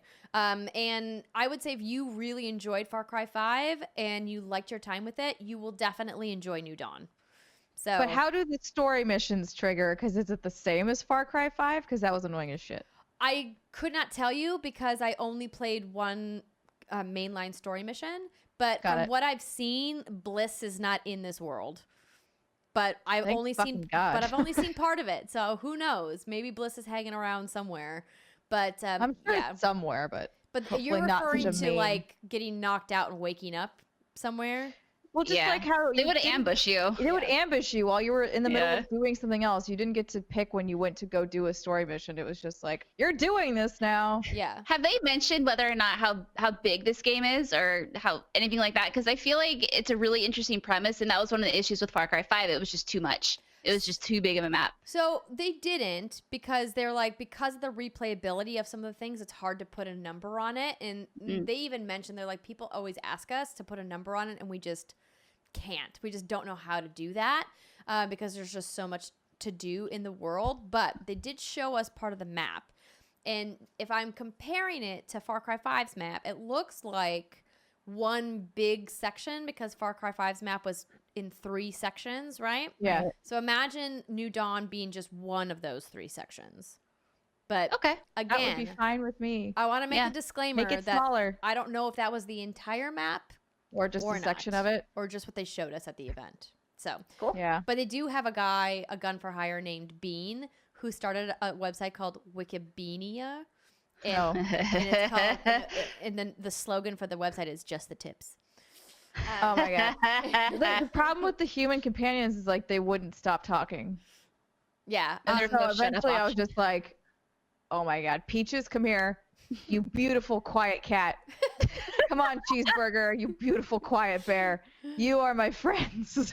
I don't want companionship. I don't want someone talking to me all the time. I honestly I didn't play enough with the gun for No, I hire know. to Yeah, you wouldn't be able to tell with the preview event for sure. Yeah. But I would say it looks good. It played really great. I got to play some co-op with Fran Mirabella. If you guys want to see us take on some what I dubbed zombie bears. What? So I think that it was like an irradiated bear because because it's like, there was like a nuclear drop or whatever. Radiation. But we were out fucks you up. playing co-op together, and I was like going off the beaten path, and I ran into this bear, and I was like, oh no, and then I got us both killed. I'm sorry, friend. You can check it out on his YouTube channel or his Twitch channel. I believe it's twitch.tv/FM3 underscore. Oh, I think it has an I don't underscore. know. Let's check it But out. yeah, so Far Cry New Dawn. It's coming out Let's talk February 15th. About the thing Steimer does not want to punt into the sun. The thing that I would like to hold to my chest very near and dear and pet it and call it sweet names and give it chocolate. Okay, Oh. let's do it. Yes. Anthem. Tell me all about the anthem. Anthem, the anthem. So, I got invited by EA to come to their studio and play Anthem for 8 hours, which was a long time. 2 of those hours was endgame content, which I'm not technically allowed to talk about yet. That's fair. So, and I'm going to be gone next week when the embargo lifts, so we'll have to figure out what I can do, or maybe I'll just record. You could just something write us a separately. little note and we'll read it. Okay, I'll write you a note. Yay. So Anthem is clearly my most anticipated game of 2019. I've said that many times. I'm pumped for Anthem. And after having played extensively with it, I'm more excited than ever for this game to come out. So the VIP demo is happening right now this weekend, and then the regular demo is happening the weekend after. And BioWare has come out to say, just some caveats about it. But I highly recommend, if you're curious at all about Anthem, to jump into the demo. But what I got to see that was exciting was this beautiful open world. I called it Pandora-esque, and the lead producer Mike Gamble called it jungle-esque because, of course, he doesn't want to use Pandora because that's from Avatar. But it's what I love about it is the flight in your javelin throughout the world just feels so good. I was very nervous before I got to play in the open world, just how the flight would work, because the sections that, the 3 of us got to play at E3 last year felt like such a very contained vertical slice. It was hard to know how that traversal would translate, and it just feels so good. It feels like you can fly literally anywhere, and I love that. And the verticality and the level design in the open world is magnificent. You go down underwater into these caves and you shoot up through the water and can fly up into the sky onto the tops of these mountains. And the draw distance and the skyboxes in the game look fantastic. Unlike any BioWare game that I've seen to date, like the animation and the artwork that's been done is just beautiful, and it looks incredible. So the water effects, the greenery, the weird creatures that inhabit this world is all just really awe-inspiring so far from what I've seen. So really excited about that. The gameplay is the same smooth third-person shooter gameplay that the three of us experienced at E3. It's like that, but just I got to play with a wider variation of guns. So the weapon system feels very Mass Effect to me, and so does a lot of the combat, but it feels much more refined. Some of Mass Effect's cover system felt a little clunky, and there's no cover system here. So I think that really helps get you into the action a lot more because you soak so much more damage because you're wearing this like super suit, right? So this time around, I got to finally play with both the Interceptor and the Storm Javelin. And I'll drop some gameplay over this. So if you guys are listening to the podcast and you want to check out some of my Storm and Interceptor gameplay, head on over to youtube.com/whatsgoodgames and take a look. And I also have an interview with Mike Gamble that I'm going to put up as well. So the Storm is everything I hoped it would be and more. I'm so pumped to feel like an elemental wizard in this suit. And with capes. Yeah, the cape is great. I'll get to the customization and how baller it is in just a moment. But the gameplay of the Storm, so clearly the Storm is meant to be more of like the magic class than the other ones. You have the longest flight time, hover time of all of the javelins, but they did tell me that all the javelins have the same flight speed. So when you're flying directly forward, all the javelins have the same speed, but clearly some can float longer than others. And obviously some can soak more damage than others, like the Colossus. Yeah, he's a big boy. Yeah. Big boy. Yeah. So the Storm Javelin kind of feels like a medium weight as far as squishiness goes. You are definitely more squishy than the Ranger or the Colossus, but you have more armor than the Interceptor. And what I love about the Storm is the combo system, because I played biotic classes in Mass Effect, and they drew a lot of inspiration from the biotic detonators. And those are fun. And the overall combat detonators from the Mass Effect combat system for Anthem. And I spoke to them at length about, how I'm looking forward to the spreadsheet of all the primers and the detonators that the community is going to put together. And the community manager over there, Jesse, was like, oh, that spreadsheet already exists. Just for people watching our dev streams, people have already started to put that together. And it was just so fun throwing down an ice attack and then using my melee ground pound to detonate the combo. And Fran and I, once again, were sitting next to each other at this event. I've seen him at almost every preview event that I've gone to over this past month, which is great. So he and I were playing together. He was playing as the Interceptor, and I was playing as the Storm. And so I would prime things, and then he would detonate them with some of his melee attacks, because the Interceptor is more of an assassin class. And it just feels so good. And the lightning attack, like using these like giant bubbles to draw lightning down from the sky. And then the ultimate ability was so much fun. So the ultimate works like a giant dome almost. And it has 3 waves of a lightning attack, a frost attack, and a fire attack. I didn't quite figure out if I can select the order of the element attacks, because I was still trying to get my feet underneath me. And quite frankly, I was having so much fun just spamming it that I didn't bother asking. So I'm sure the finer details of how the supers work will come out after the demo. But I love it. It was really fun. The Interceptor class is clearly the most advanced javelin to use. Even Agent Tassin, one of the NPCs in Fort Tarsis, alludes to the fact that maybe you don't want to unlock the Interceptor first. You should probably unlock the Ranger first because it's the most approachable javelin. Because what's really amazing about the Interceptor is its speed. It's super nimble and really quick, but of course that means it's very light armor and very squishy. So you're kind of a glass cannon in the sense that you got to get in there and you hit really hard, but then you got to get out because you will only take a couple of hits before all of your shields are depleted. So you really want to combo up with another javelin, particularly like a Colossus or a Ranger, to have them aggro. Yeah, exactly. On from the heavier enemies, and then you get in there and you kind of like take your blades and you like slice them up. Which is cool. Yeah, slice and dice up. So when you're talking, it's getting me excited because it's making me think of like some of the elements I really enjoyed about Guild Wars, and like especially the combo systems. When I tried to teach you, Brittany, you and Jason in the hotel room, and I was like, "Here are the combos," and like you can lay down a field, and then you can basically what you're talking about, detonate it with like different kinds of finishers, but. So you have like all of those kinds of fun things, and you're like, oh, this is like a ninja class, and then you. I do remember that. That was a good night. Yes. Yeah. I'm excited. Yeah, I think you're really gonna like the Interceptor. It definitely feels like a ninja assassin class. At first, I thought it was gonna be more of like a rogue class, and I guess it pulls elements from that, but it's such a heavy hitter that some of those lighter classes also hit pretty light, but they hit really fast. And this class hits fast, but really hits hard. And the ultimate ability for the Interceptor Javelin kind of feels like a little bit like Blade Dancer if you play Destiny and you play in the Hunter class, in the sense that when you activate it, you move even faster and you just like slice and dice enemies after enemy after enemy, and you're just like taking your blades and going in there and just like wrecking shop.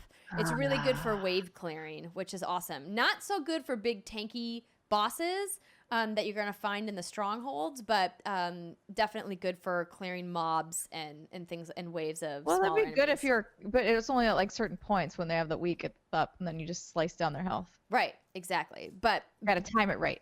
But what I really love about the Interceptor class is how beautiful the movement is. It's so acrobatic when you're flying around and you're doing your air dodges, because each javelin dodge is unique and looks visually different. And the Interceptor just kind of like does these twirls. It's almost like you're on a trapeze in a sense. And it's just so pretty to watch. And I really loved the movement system and the agility of the Interceptor class. But I mean, I can't resist lightning fingers. No, I understand. So how do you continue to unlock the Interceptors? Because you were saying you do one to begin with. Mm-hmm. Is it just based on level progression, or how do you unlock the other ones? That's a great question. They just gave us unlock tokens in the build, so I didn't bother asking. But this is something that I can reach out to them and get a clarification on and ask specifically. Because I'm sure we'll find out in the demo as well, but I was just curious. So when I was chatting with Mike about this, I had asked about the use of the javelins throughout the story. I said, would it make sense, a la, like a Mass Effect or Dragon Age, where you kind of pick a specific class and you stick with it through the whole story? I said, or is it designed that you're supposed to mix and match your javelins along the way? And he said, it's absolutely designed to mix and match your javelins. And while each javelin has its own specific gear set related to the abilities of that javelin, your weapons can be used with any javelin.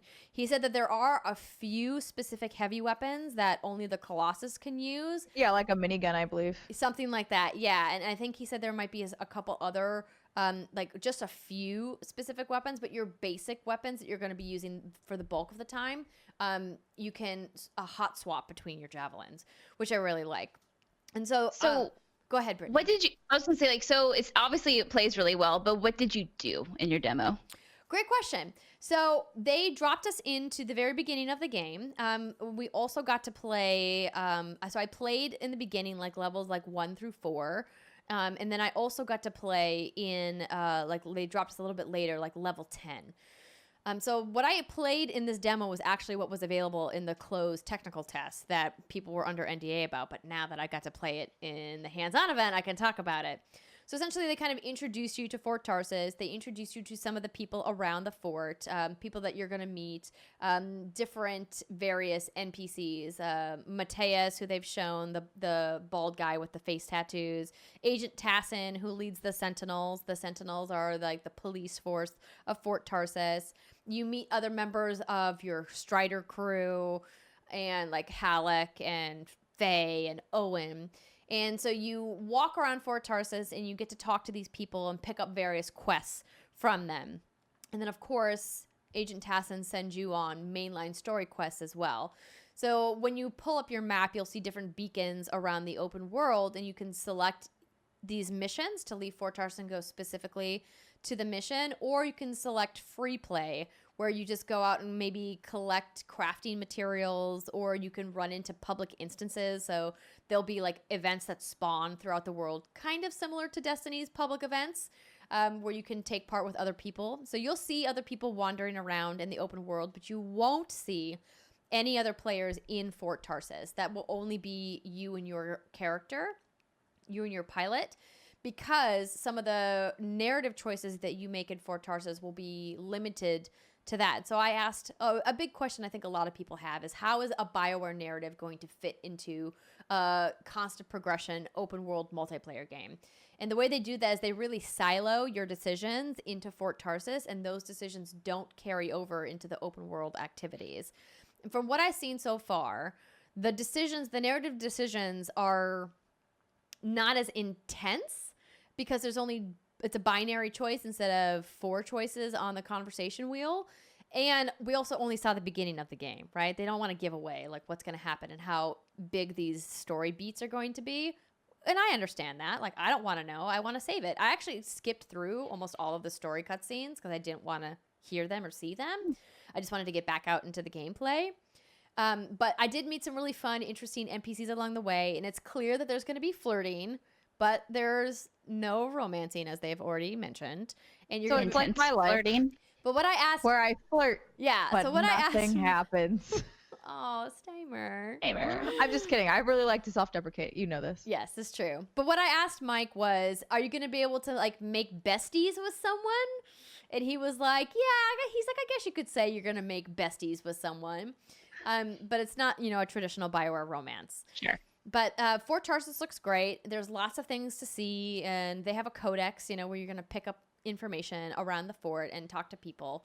But so we played a couple story missions where we were to go out and silence this part of the Anthem of creation, and the exact nomenclature of which is escaping me right now.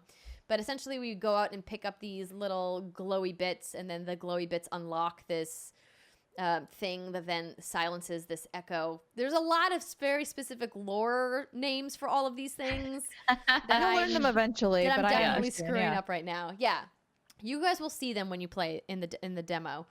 But the game it feels good. The flight feels good. The combat feels good. And the gear progression is something that a lot of people have been asking about, and it definitely feels like the Mass Effect gear system, in the sense that you're not going to get one gun and then continually upgrade that gun. You're going to get a higher level version of that gun, like level 4, level 5, level 10, or whatever of that specific gun. So you're going to learn which types of guns you like. And the inventory system I really liked, because it felt really clean and really managed. It was funny because Fran and I are both obviously very big Destiny players, and we both looked at the vault in Anthem and we're like, oh my God, this puts the vault in Destiny to shame. It's just so well organized. And like there's, your very traditional classes of guns. I particularly liked the light machine guns. That was my favorite to play with. But we only got to see a little bit, and the really cool gear and the stuff that I played with, I can't talk about yet. But all I can say is they dropped us into endgame, like level 30, and it was baller. It was really fun.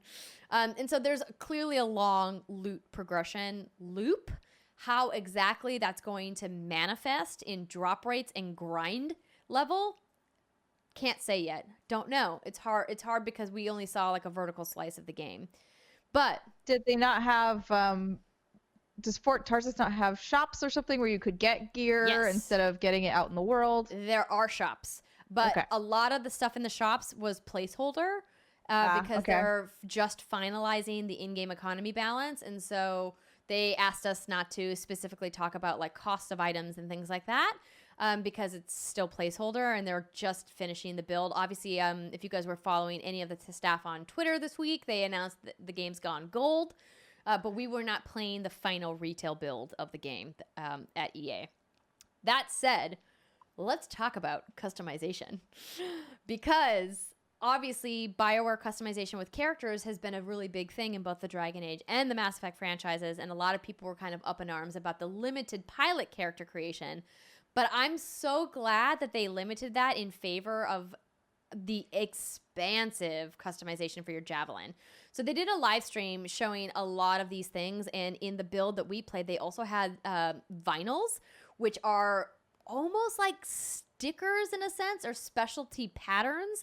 So in addition to picking a variety of custom colors and textures for your Javelin, which was so fun to do. Can I have a fuzzy javelin? You can have a fuzzy Javelin. Oh my god. Wait, really? Well, Like a shag. I mean, I don't think you can put like actual like shag like rays, but it will have a different texture on it. But they had different wear states as well, so you can make your Javelin look dirty. You can make your Javelin look really shiny and clean. And there's like 6 different wear states, I think. And then, That's of awesome. course, different paint jobs, metallics, matte paints, cloth. Like, All matte black, baby. I mean, there's all kinds of cool stuff that you can do, but the vinyls really brought the personality in, and that's clear that where the microtransactions are going to be and some of that cool customization. But with how awesome I got to make my Javelin look, I was like, I'm so in for it. This is exactly what I wanted from Destiny's gear system, and they just wouldn't give it to us. They just were like, no, we got to lock each piece.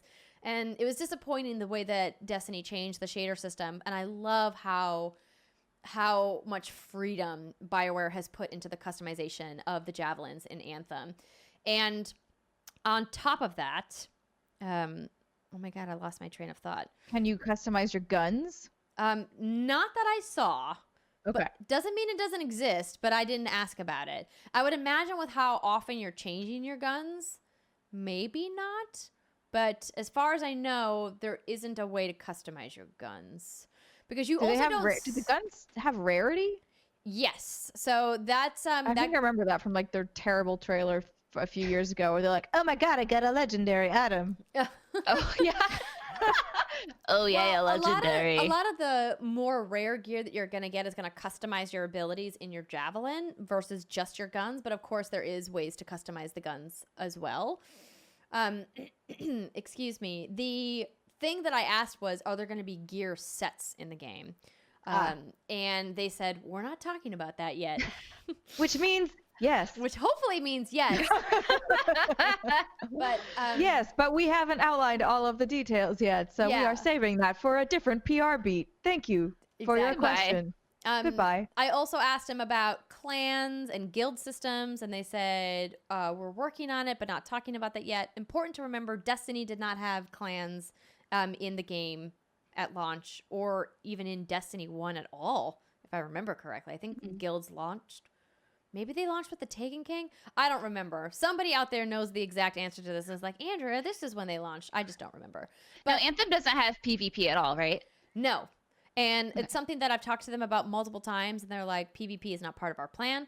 They're like, we're going to wait and see how everything goes, and maybe down the road, if everyone's like, hey, PvP would be cool, we'll think about it. But Cool. yeah, no, it's a PvE design game, and playing with people was fun. Now, a lot of people have reached out and asked about, can I play Anthem single player? Technically, yes, you can play all of Anthem by yourself. However, you can't go out and do every item by yourself because there is automatic matchmaking for a lot of the quests that are in the game. But that does mean, though, is that you don't have to talk to anybody, but they will be playing with you. Now, how that's going to work with potential griefing, I'm not sure. I truly hope in a PvE game that there won't be people griefing just for the sake of griefing. Because you're really just hurting yourself then. But there are trolls out there that like to watch the world burn. So I think they're going to probably, keep an eye on it and be on top of it and hopefully implement some kind of reporting system if, griefing presents itself as a problem in the beginning of the game. But from what I played, the matchmaking was super easy, drop in, drop out. There's a friend system built into the game. And you can favorite people in the game. And so when you're, we had a favorites list. So if you run into, random Joe 092 or whoever in the world, and you're like, hey, that guy was really fun to play with, you can favorite them. So if you ever run into them again, if you don't want to add them for your friends list, for example. So yeah, I mean, the game. I like you, but only in Anthem. Well, maybe, who knows. But yeah, the game looks great. It was super fun to play. I'm excited to jump back into the demo and play some more and for you guys to get your hands on it. But I think I'm really going to love this game. I think the biggest concern that a lot of people had was, what about the end game and post game content? Like, after I finish the critical path, what's next? And so I spoke to Mike about that in our interview. And of course, a lot of it is like, well, you're going to have to wait and find out because it's going to be at launch or post-launch. So I would say don't worry about that yet. Play the demo. If you like the demo, buy the game. I think I think that's enough said. It sounds like there's plenty of material to keep you occupied at launch. Well, there's going to be anyway. From what I've seen, take us about 25 years to customize their javelins. So yeah. Yeah, and then you can change your javelins, and they have this thing called the Forge where you go to customize your javelin. And then they announced, of course, the launch bay, which is something that was a much requested community feature, where you're going to have a public space where you can walk around in with your squad mates. You can see each other's javelins, and you can talk to vendors. And so that's not dance. You can dance. So hell yeah. We only got to see a couple emotes. They have an air guitar emote, and then of course they just had the clap, an applause emote, and then a wave. But there's a shop that is clearly gonna have emotes in it. But when I opened the shop, it was all the only one they had in there was the air guitar, and then it was a bunch of placeholder images. So clearly they're gonna be selling emotes in the game. I hope that they do some fun references to their other games. Mike told me the Commander Shuffle is going to be in there. Oh yeah. Oh my god. That would be amazing. Yeah, That's so fantastic. hopefully we will see. And he did say that there are lots of BioWare Easter eggs scattered throughout the world of Anthem. Oh my god. I wonder if Egg will be there, Steimer. What if we find an egg, a random egg, just sitting in a fern? What if it's just I suspect you have questions? And then you kill the egg and it explodes. And then it gives you some legendary bullshit item. That'd be amazing. That would be amazing. Oh my god. Anyway. Yes. Well, this is really exciting. I'm excited. Can you have a fur cape for your storm? The Cullen cape. I don't know. When I was looking at the cape wasn't changeable. But that being said, they are going to have tons of gear pieces. They just didn't have them available in the demo that I played. For example, I tried to swap out my helmet and I couldn't because I didn't have any others in my inventory. And so I asked them, is it one piece? And they're like, no, it's mix and match. And so yes, there will be different types of gear, but they just didn't have them in this build.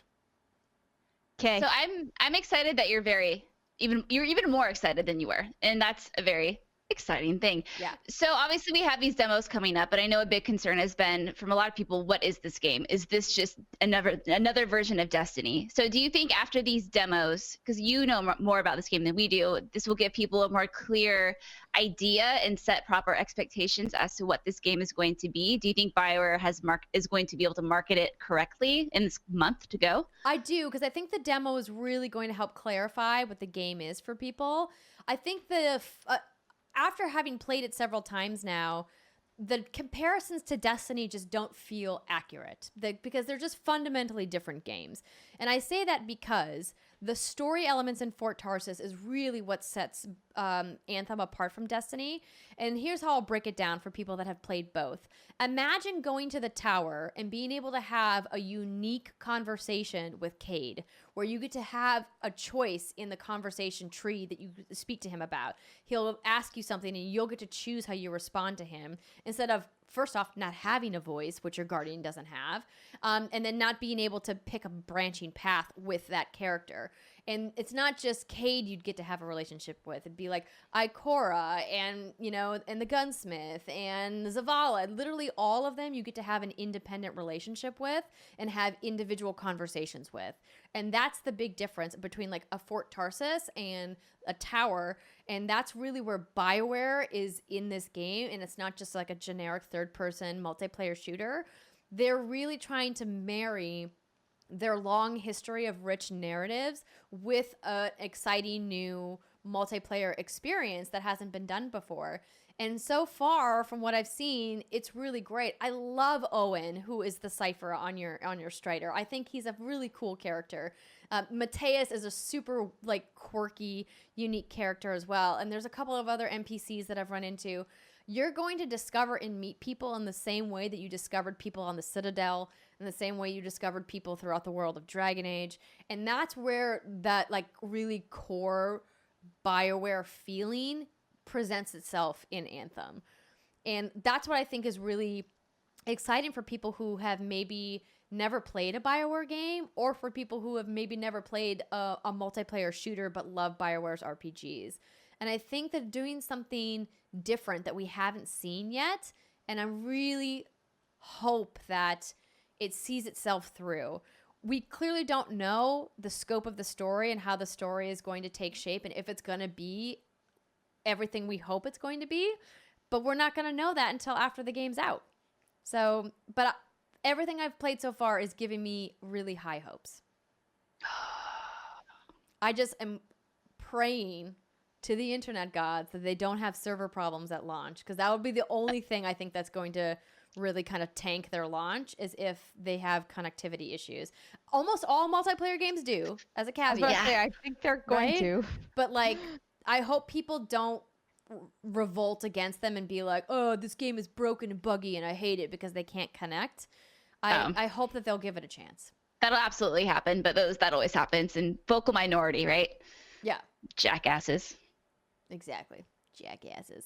But yeah, I've obviously talked ad nauseum. You guys are probably sick of hearing my voice. No, I am fucking excited.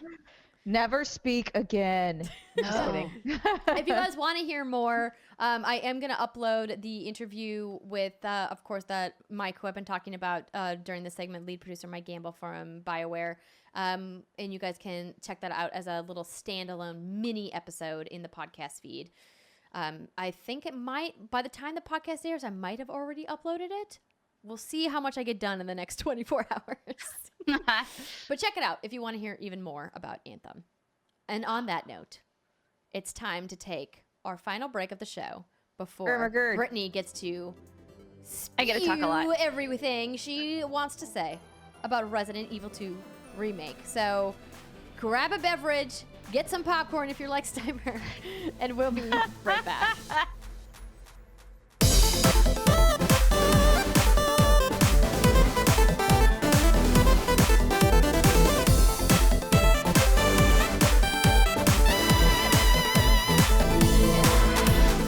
What's good, everybody, and welcome back to the show. It's segment 3 of the What's Good Games podcast, and this week our feature segment is all about Resident Evil 2 Remake. We were just talking during the break about Steimer's cake in a cup obsession.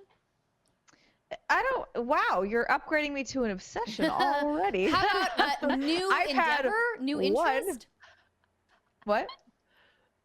What would you call it? Oh, I am experimenting with cake in a cup. Okay. I was gonna call it a fetish, but that's probably way off. No, that's also off. I'm giving it a go, is what I'm doing. So what is this cake in a cup? I mean, it's legitimately what it sounds like. It's like a thing of instant ramen, but much smaller. Like smaller, like a yogurt-sized cup. Yeah, like you put water in it, you stir it, and you microwave it. Yes. It is microwavable cake. That does sound dangerous. And I just bought one because I was like, I'm going to try this just for shits and giggles. And I bought a confetti pop one, and it was really good. It changed your life. I don't know. I'm not going to keep my house stocked with them, but I'm, okay, on occasion, may go out and buy one. But I would eat them too much if I had them here. Anyways, you're drinking wine. What? Yeah, so I've been drinking a lot of red wine recently because John and I are marathoning all seasons of Game of Thrones and lead up to the final season because I'm going to be on Kind of Funny's Game of Thrones in review. And so I just wanted to rewatch them because I haven't rewatched every single episode. And so we've been making our way through, and I'm now to the point where Cersei is drinking wine in almost every single episode now. Are you drinking alongside of her? I'm trying. I took this last weekend off because I had, as I mentioned at the top of the show, I've been really ill. And so I didn't drink for several days in a row as I was, trying to nurse my body back to health and keep all of my fluids inside my body. But today was like the first day that I kind of felt good-ish. So I was like, I'm going to have some wine now. Yes. You know what wine is the color of? Blood. Yes. You know, and you know what likes blood a lot? Zombies. I thought this was my segment. It is yours. It is. That's why all right, okay, Britt. look, Andrea and I needed to get a few words in because now you're going to talk for 40 minutes. No, that's not true. Where would you like Andrea to begin? I don't even know where to begin. Tell us the story of Resident Evil 2. But not literally. All begins in September 1998 when Leon Kennedy and Claire Redfield are going to Raccoon City for very different reasons. And upon arrival, they find that the town is overrun with zombies and other bioweapons. That's literally how it opens. So thank you, Steimer. That was a good segue. Good. Yeah. So this game came out in 1998, and obviously it was announced 2015, I think is what it was. And everyone was like, is this actually going to happen? This is kind of like the Final Fantasy VII remake of Resident Evil. Like, everyone's wanted Resident Evil 2. It's regarded as the best in the series, and it finally happened. And it's just so surreal to think that I've actually played it, and it's a thing that's out, and it's just kind of like crazy for me. So, like I said, the game's about two characters that come to the Raccoon City. And now in the original, this is important for like prefacing this. In the original PlayStation 1 version, you have A scenarios and B scenarios. You have Claire and you have Leon. And the idea is that you play through one scenario as one character, and then you play through another scenario as the other character. And what that does is provide perspective and a little bit of insight as to what that character was doing while you were doing your main A scenario. Now you can do Leon A, Claire B, Claire A, Leon B, which I think is like the actual canon of the story. And so that's been brought back in this Resident Evil 2 remake, but to a lesser extent because the zapping system that was in the original Resident Evil, which essentially means that your actions in your main campaign affect your actions in the second campaign, and that's not really the case this time around. So I made the statement that I think Resident Evil 2 remake is better than the original in every way possible. And some people, they were offended by that. I'm like, why are you offended by that? Because like, don't you want it to be better in every way? Isn't that the purpose of a remake? That's like I've said earlier in the show, gamers are creatures of habit.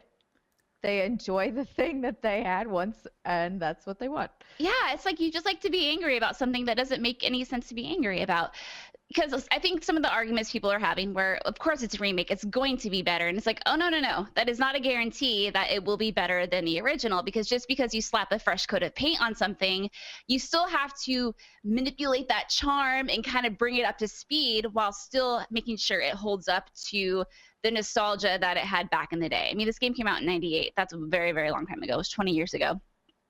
So I just have a list of things that I think this game exceeds at, and I will just start going down this. Can I ask you one question first? Yes. Because you were saying that now I don't want to say choices, but the impacts, if you will, from A scenario to B scenario, you said do not exist anymore.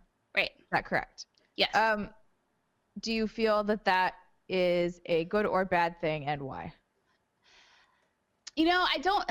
So this is the whole reason this is an important topic is because it brings up what's canon, like what actually happened. And to a lesser extent, that's relevant now in this remake.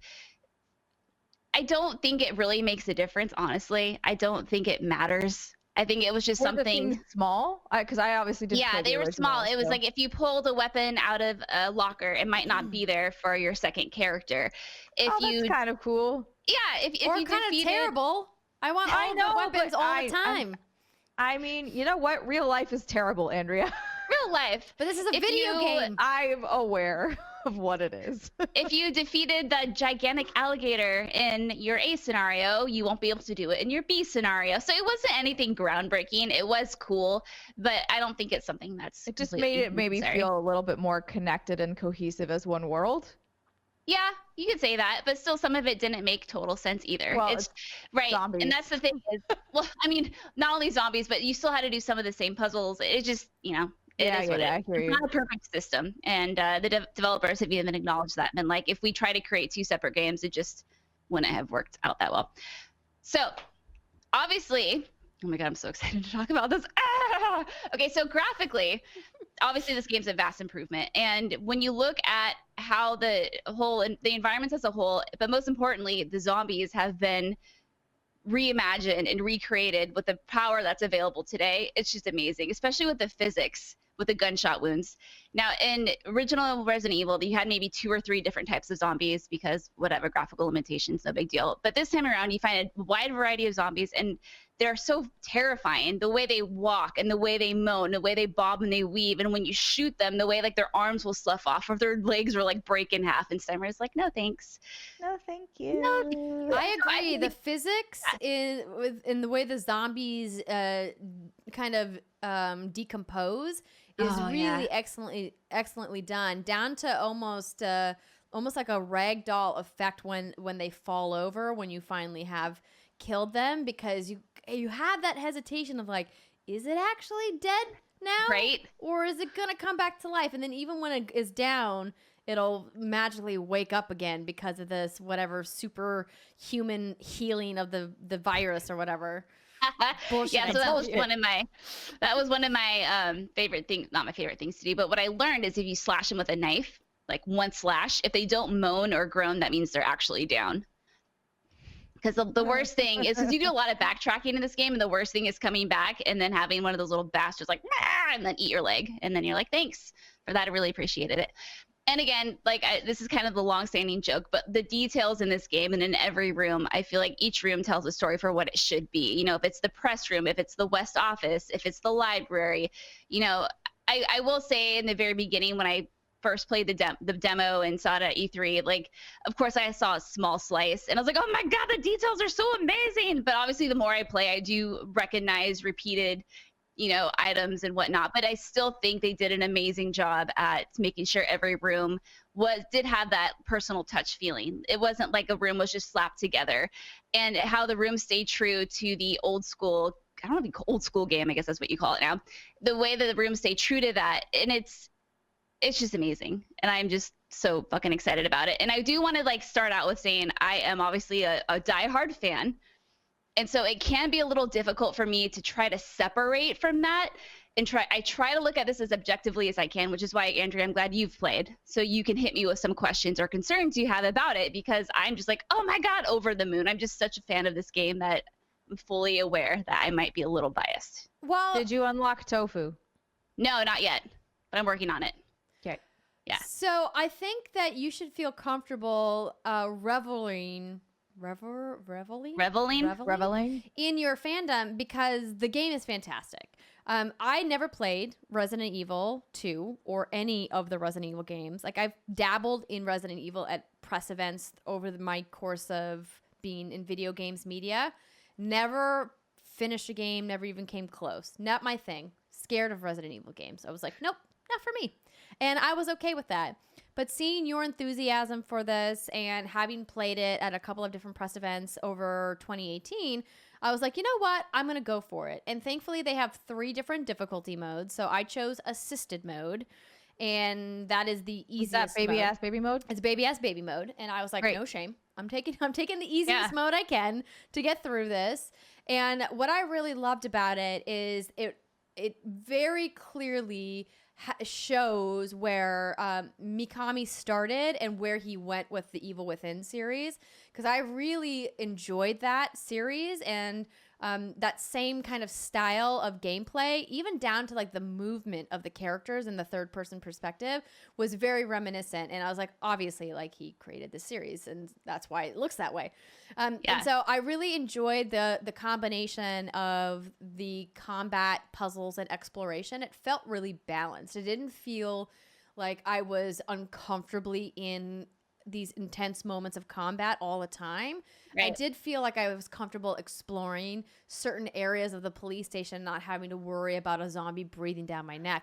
Now, that said, of course, there are jump scares from time to time, but they weren't as plentiful as I had anticipated them being. So the game overall didn't feel as scary. Now, I want to make a caveat that I played all of Claire's story, which I played first, in a single 8.5-hour sitting during the daytime on a Sunday. So I started at 8 a.m. in the morning and then finished in the evening where I rolled credits on Claire's story because I was just so enraptured in the narrative of what was happening. Now, my biggest gripe about the game is that they don't give any backstory as to who Umbrella is, what the G virus is, where did it come from, who are these doctors? Like, there's just a lot of narrative setup that's just missing. And what I was talking to Tim and Greg about it, and Tim was like, don't even bother playing the first game because it doesn't set it up for you. he's like it's you'll totally still true. He's like, you're still going confused. And he's like, that's just a flaw of the franchise, that they just leave a lot of questions unanswered. You just have to go in knowing that Umbrella is the big bad or whatever.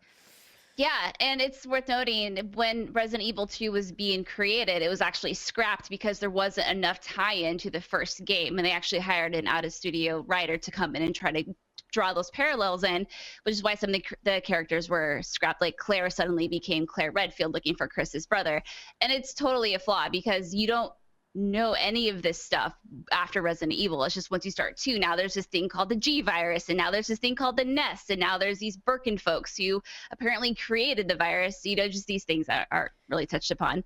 Yeah. But so yeah, like going back to what you were saying about it being scary, there definitely are jump scares, but I think it's like you said, it's more about the ambient sound. So Resident Evil 2 on PlayStation had an amazing soundtrack for its time. You know, it was a 98 soundtrack full of like super like crazy orchestrated music, but it does, and I did play one of my runs through with the OG soundtrack, and it just doesn't fit as well anymore. It's still nostalgic for me, because the way the sound used to work back in the day was you had loading screens between every room, and that loading screen was a door creaking open, and it was fucking terrifying.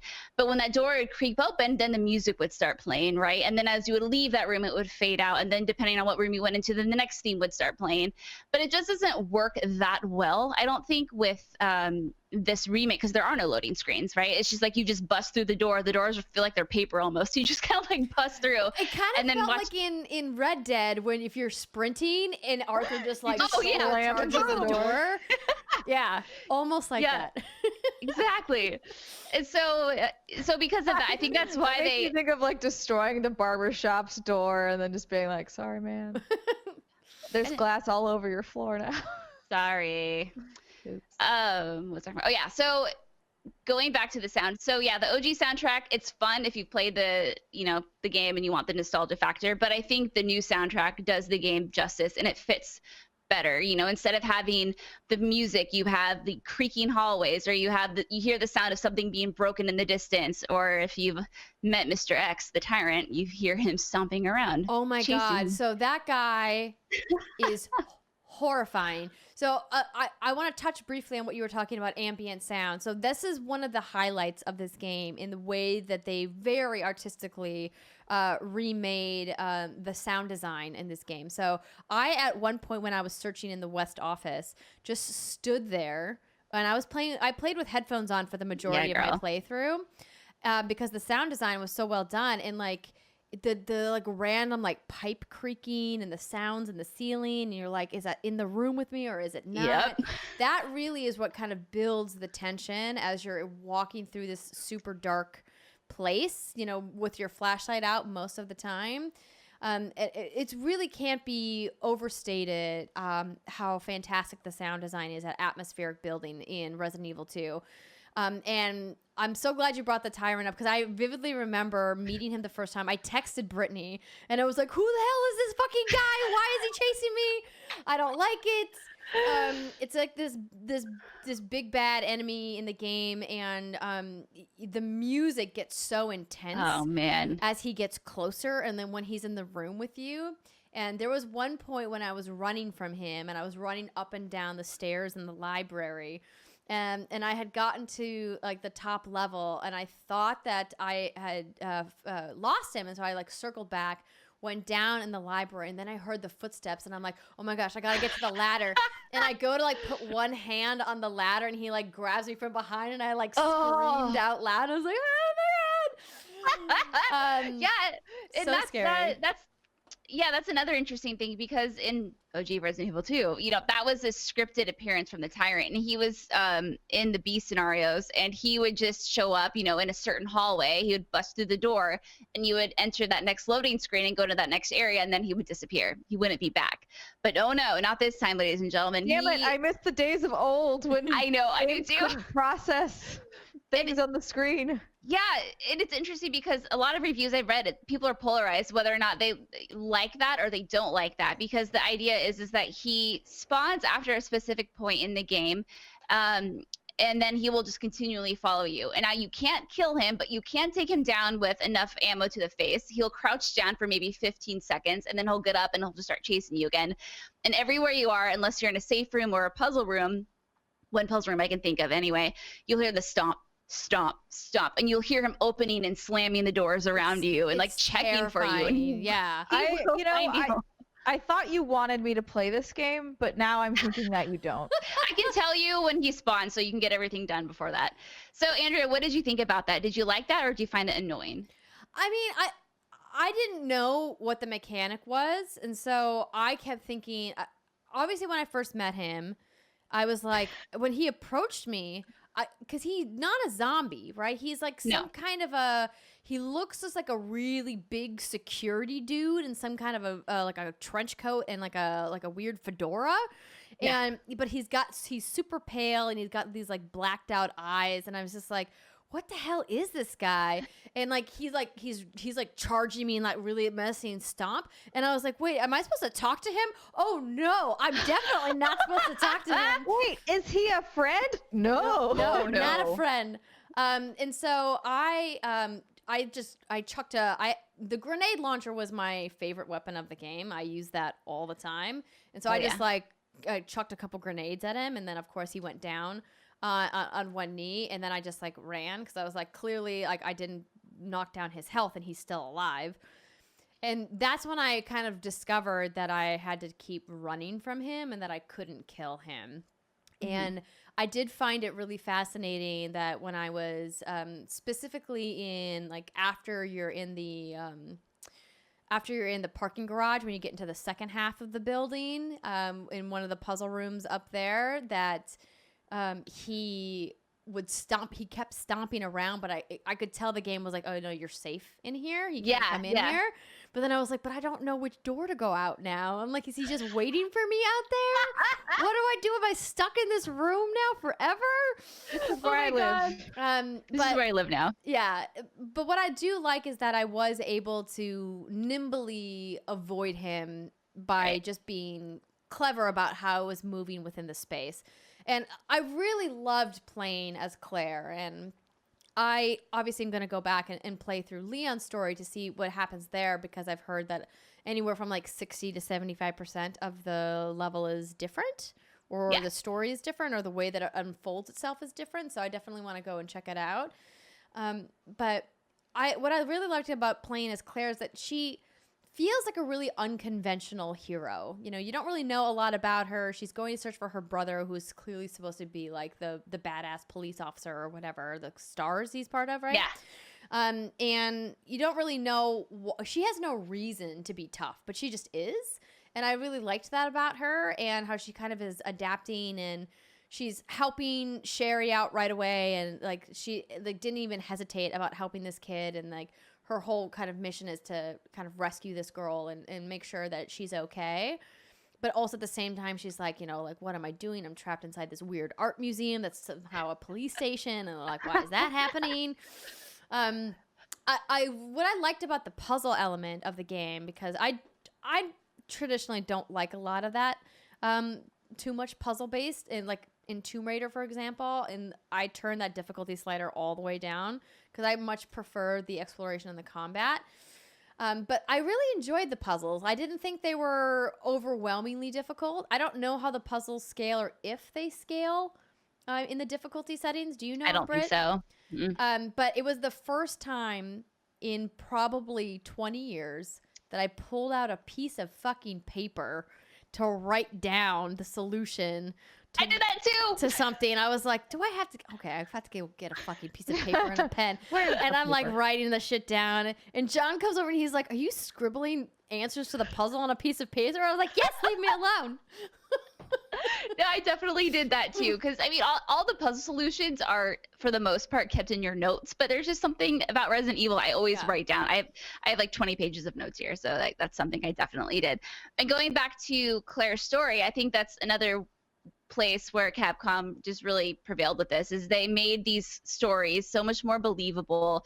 It feels more, I don't know if grounded's the word I would use, but yeah, maybe grounded. And it's because in the first one, Claire meets Sherry, and then Claire's just like, hey, little girl, let me help you. And it's kind of just, cut and dry. Like a lot of effort didn't go into the narrative in that game. But in this one, they really took it and they expanded on it in a really appropriate way where it doesn't feel like it's derailing from the original dialogue. Instead, it's just expanding on it. And it's like, oh, this makes more sense. This makes more sense for a game in 2019.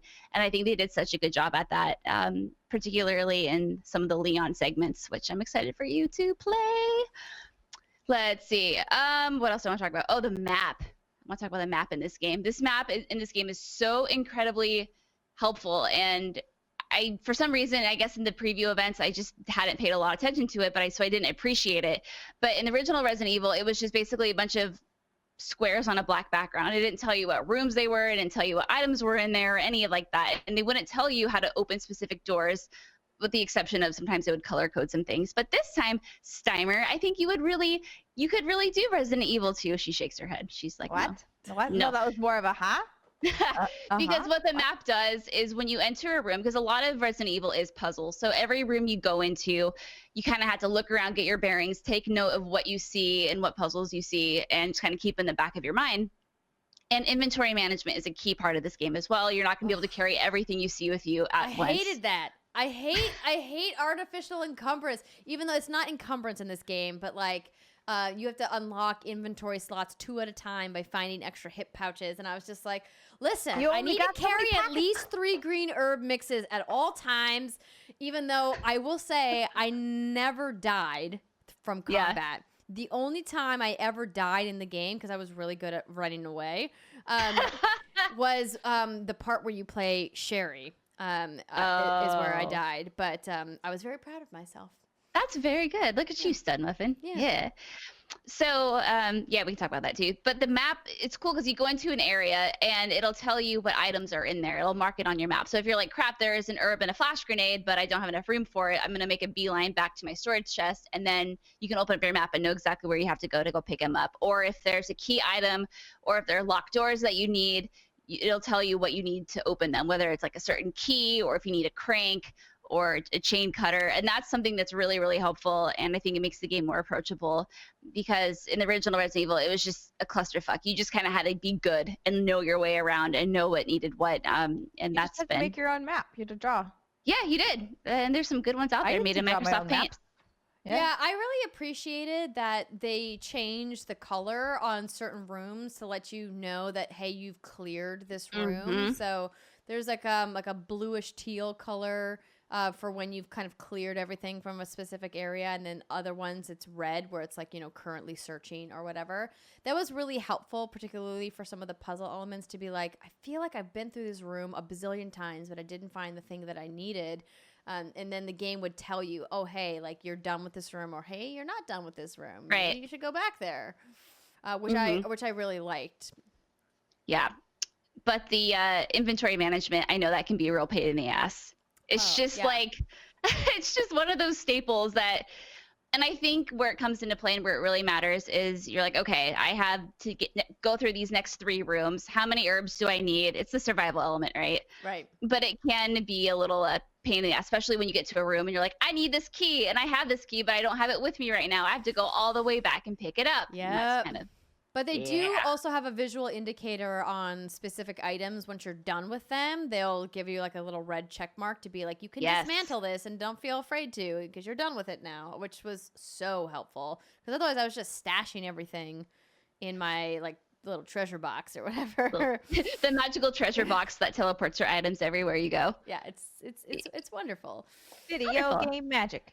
Yeah, but I mean, just overall, I am just so happy with how this turned out. And I was checking Metacritic, and I think it's averaging like between 88 on PC, but then PS4 and Xbox I think is like 92 and 93. And I'm just so happy that everyone else seems to have really loved it. And I think what's really special is that folks like you, Andrea, can play this game and actually get a lot of enjoyment out of it, despite it not being your usual go-to genre, right? And I think that speaks volumes as to how well Capcom has done remastering this. And I hope it encourages them to remake other games and kind of go forward with this formula for Resident Evil 8. And I'm just so happy with everything they did. And I think it's really cool that they added new story beats to Claire's story and expanded upon some of the characters that, and actually all the characters that are staples of this game we see now, and they have more dialogue, they have more personality, they're more believable, and you get to hear sides of them that you haven't heard otherwise, because before they were just these like really wonky, blocky ass characters that had hardly any personality. So I'm just thrilled. It's just everything I wanted it to be, and I'm just really, really happy with it. What did you think of Sherry's section? I was told that that's brand new.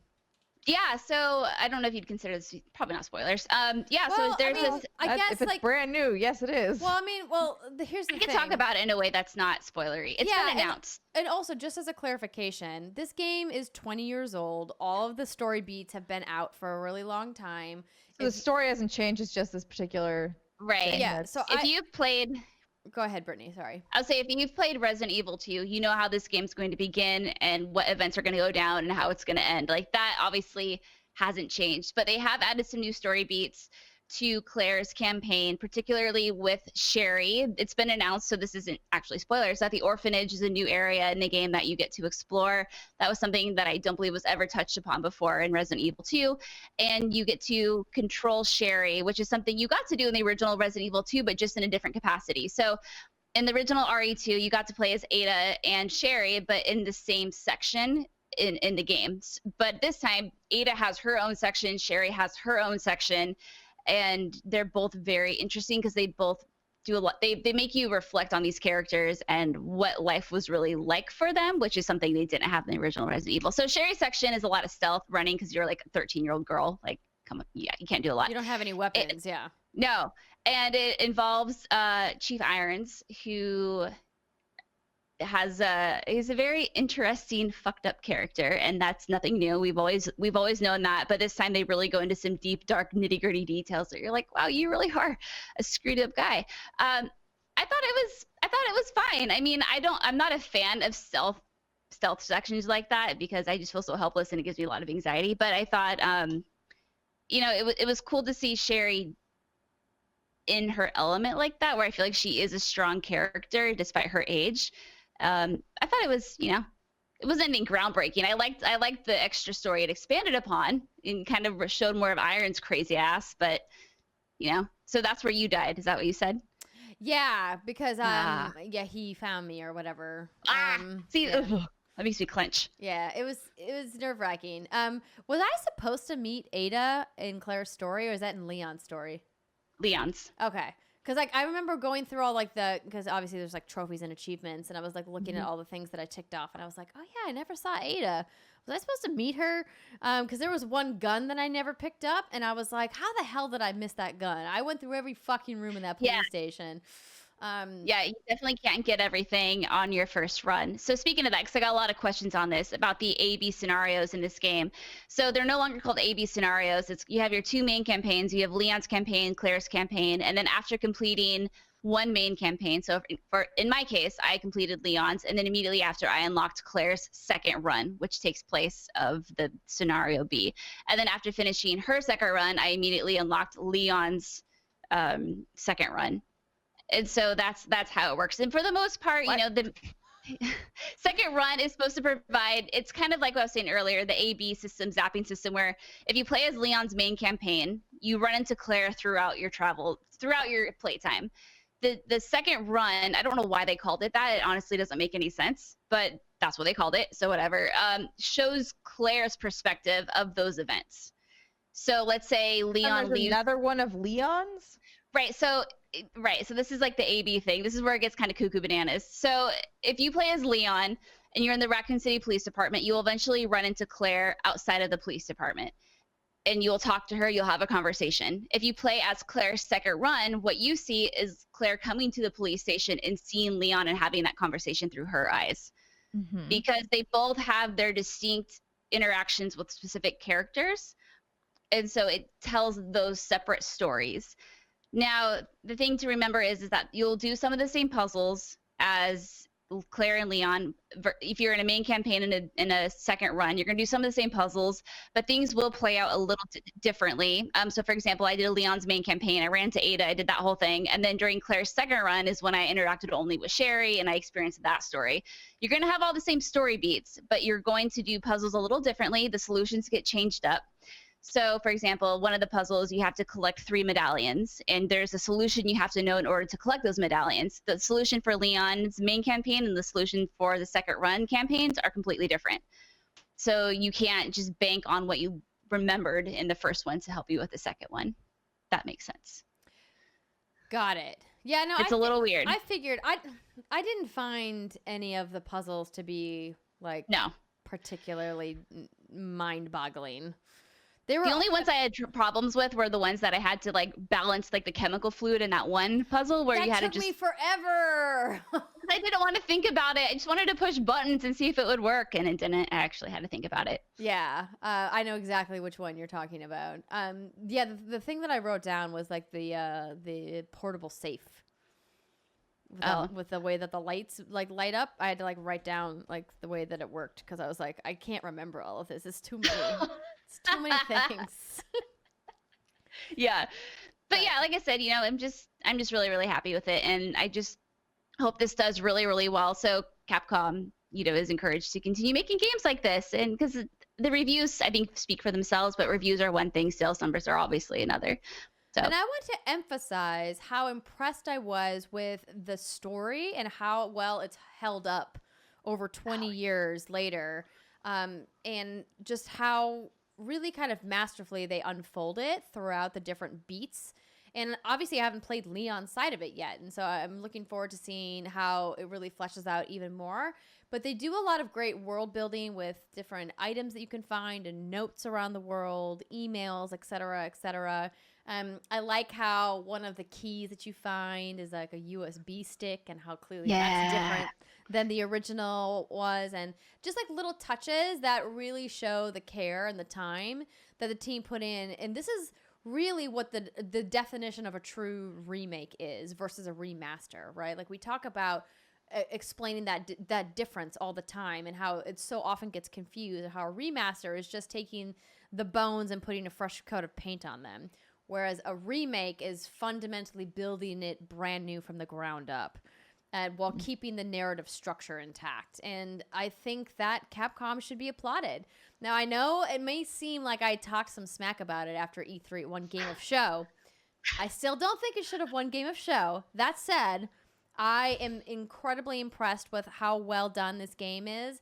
And if you at all are contemplating it, I would urge you to check it out. It's really good. I was very impressed.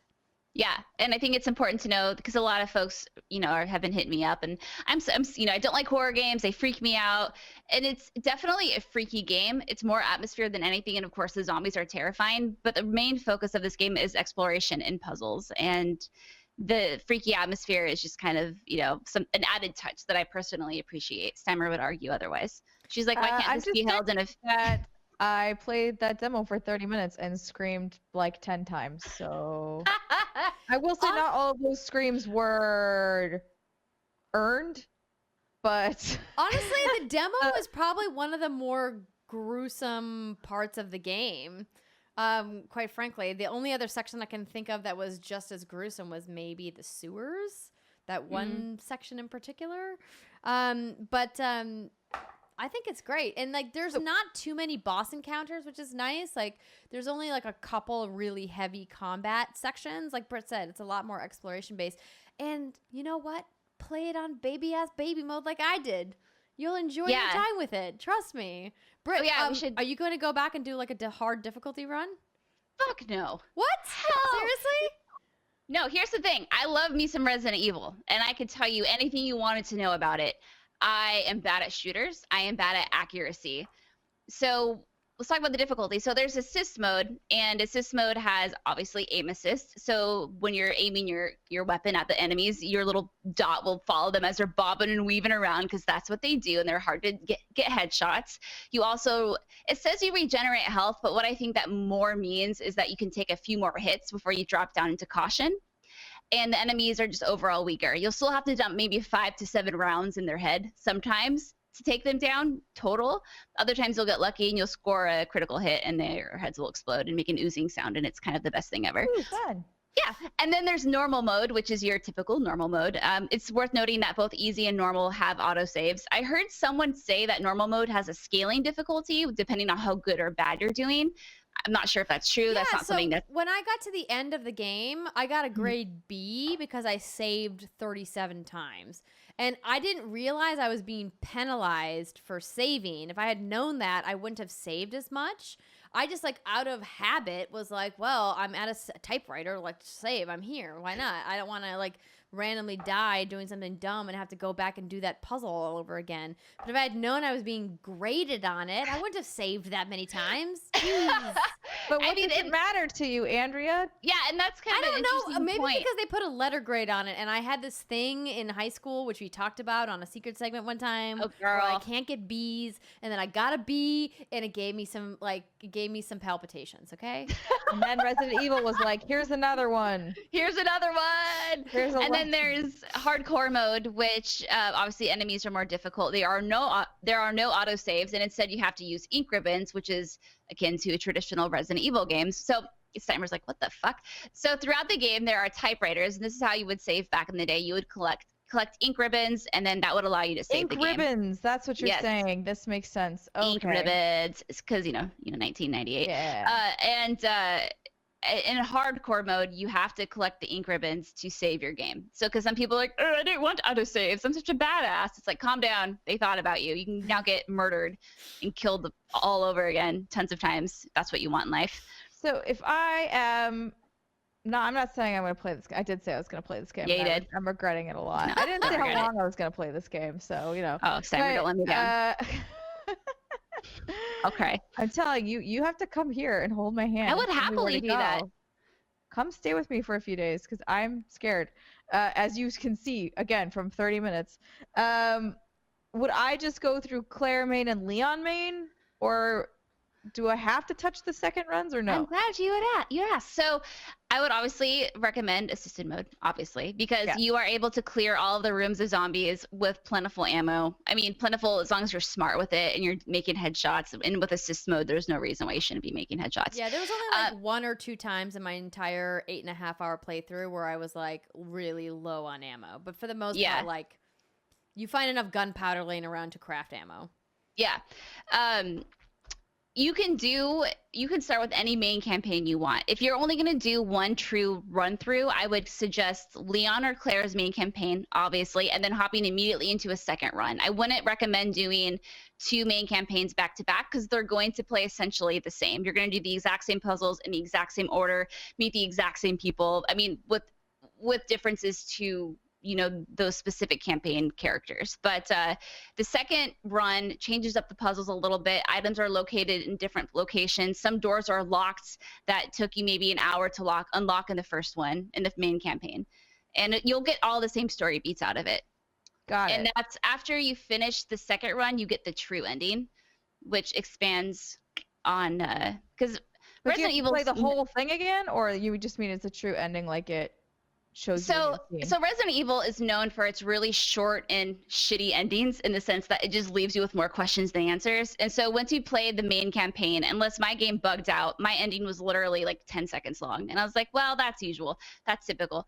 And then when I did the second run, my ending was maybe like 5 minutes or so. And then I got the achievement after true ending.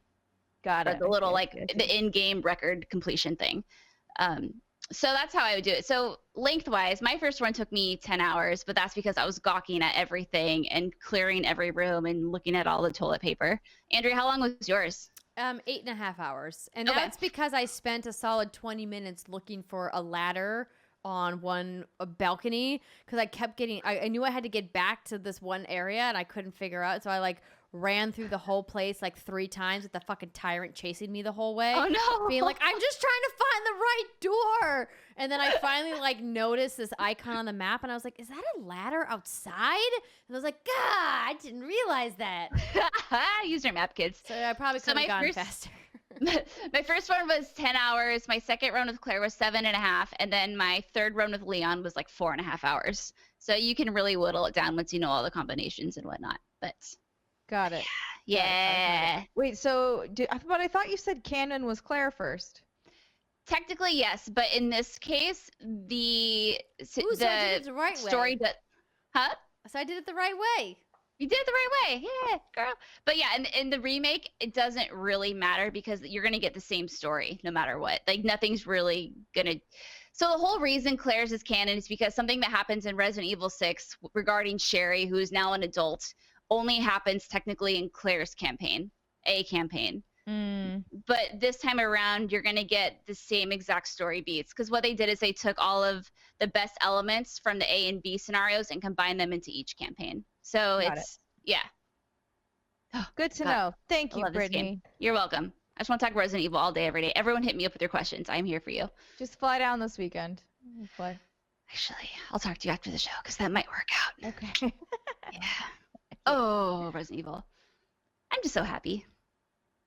I'm just so Good. happy. I'm glad you're happy. I'm happy that you're happy. And the game looks great. The animations look awesome. I was playing on an Xbox One X, and it looks like gorgeous. Everything looks wet and dewy.